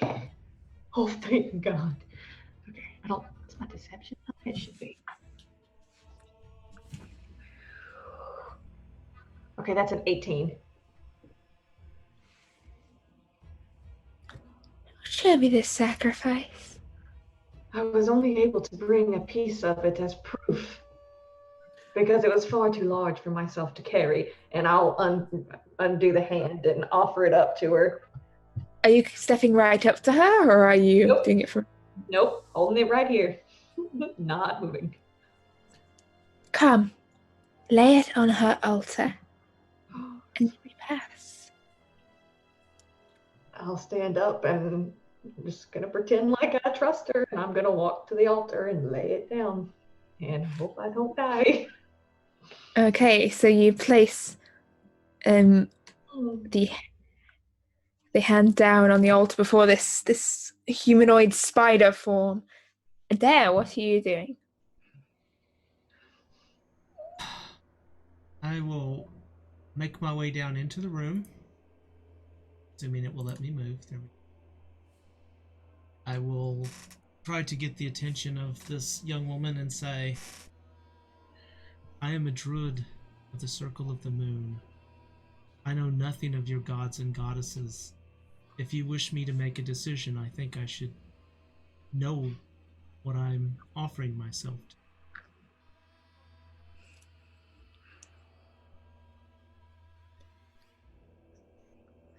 You wish... It just turns back from Krasara and smiles. And Krasara, you feel sort of pressure something across your mind. And there you see as the beautiful woman's form starts to change once more, becoming fluid and changing, and in her place you see this twisting column of moving flesh, and the sulfurous smell starts to grow in the air. Now you see, you are not the only one who can play games of deception here. And it raises one slimy tendril, but sadly has used its action. So Torvald, you get this moment to do something if you wish. Well, in that case, say hello to my little friend. He's gonna tear the weapon spirit out and hurl the axe at the blob thing, right in whatever that eye-looking thing is. I have to use a third level spell slot. That feels real bad. There's no advantage of doing that. Alright, so the axe is gonna hurl towards it. I'm going to attack.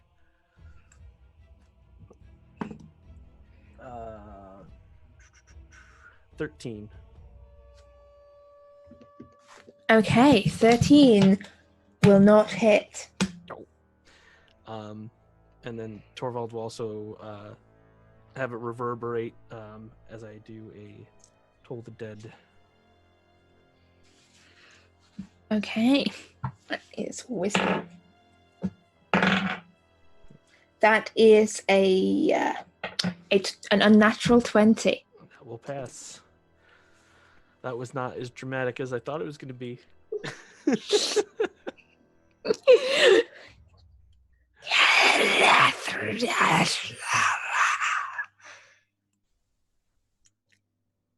That's what your mother said last night. I don't think anyone here speaks Abyssal, do they? No. No, not quite. And Ira, it's your turn. Ira is going to. Ira's gonna decide that she made a mess and investigate further the other way. I go, whoops, I'm gonna go this way. You are standing in 5 feet of dark, murky water. Fantastic. Off to one side, you see a rather waterlogged door, and ahead of you, you can see the tunnel continuing down into steps in darkness. But as the water is fully flooded the tunnel as the steps descend.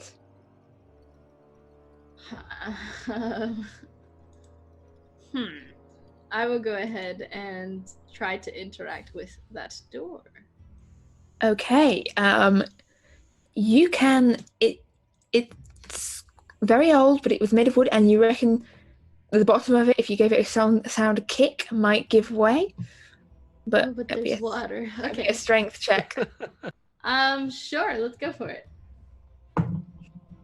Oh, okay. Let's see. Okay, how's a 6 sound? No, actually, it's stronger than it looked. Meanwhile, Wow. Krasara, the beautiful elf lady, is now this large, red-eyed, demonic creature.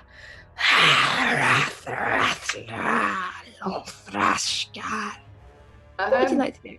I'm gonna turn around to Neil and ask if my sacrifice was acceptable. I don't know if she's still falling for this. No. A life, blood, a true sacrifice will be made of all of you here. Well, I suppose it's going to have to be you then. I'm gonna die. I mean, you did kneel down next to the demon lady. I get back. I'm still look how far away she is from me. I'm like out of tentacle reach. Yeah. Is there anything else you'd like to do? I'm just gonna move back a little further, but I don't want to attack just yet. As you back away. There. You're right up against this, How tall are the ceilings in here? about 20 feet. Okay. I will say, Krasara, it's about to get very full in this room. And I will raise my hands and say, bring forth 2 giant spiders. And they will appear on either side of this creature. Fight spider with spider. And I will combat wild shape into a giant spider myself. Maybe she'll think I'll send you, and we'll just let it live. Okay, and so as the number of spiders in the room increases dramatically, There's 3 of them? Mm-hmm. one of them is a dare. The dare summons 2 pals. I'm going to make sure I mark this one. This one is the Actaea spider. Otherwise, this is going to end up confusing. As suddenly the room fills up with spiders. I think that's where we're going to end. We're going to remember that it's Adair's turn, and he's still got his action. And I will make a note of this because I know some people have got work to head to. But yeah, we will pick up the week after next. Because we're not here next week. And we'll see what's happening. I will. We're as the room is full of spiders and spider demons and spider god statues. Tune in next time when we all Tune die. in next time where it's all spiders all the time on Isfjell. You get a You like spider. spiders? You get a spider. Okay, You I get gotta a say, I spider. love one of the comments in here in chat. I thought this was a handy quest, not a leg day. Every day Every day is is leg leg day. day. Every day is leg day at the Temple of Lawful. That was actually a joke from our Christmas one shot because we were reindeer. So Yep. every day was like that. All right. So yeah, we'll see you in 2 weeks' time, barring any drastic changes to planned travel schedules. But yeah, 2 weeks' time, I think is the plan. Thank you for everyone who joined us tonight. Those of you who have not already, we have a Discord. Come hang out. It's not all spiders. It's like 50% spiders. No, there's no spiders involved. We've got a Discord. We've got a YouTube where past episodes of Isfjell are up. And if you stick around for about an hour over on Mandare's channel, there is Party Foul hosted here as well. And on Monday, is it Monday? Garden of Eden. I messed Garden of it up. Eden? I figured out what the command was to. Bova, it's your moment. What? Garden of On Eden. Monday. Oh, on Monday we have Garden of Eden. It's a sci-fi themed 5e game about the last city on Earth, and it's a lot of fun. And you all should come by. It's concentration check. Twitch.tv/concentration check. I'm gonna try to get the commands to work, but Monday 7:30 p.m. Eastern time. And on Tuesday. On Tuesday, we have Black Death, which is not D&D. It is Chronicles of Darkness, and it's where we share the joy of rainbows and unicorns, all being killed heartlessly by the Black Plague. So if you haven't had enough of Plague with coronavirus, come join us. 'Cause it's wonderful. They were doing Plague before it was cool. Oh, brother. All right. In which case, I think that is everything. So thank you very much, and good night or good day for those of you who still have any daylight left. Yes. Bye-bye. Bye, everybody.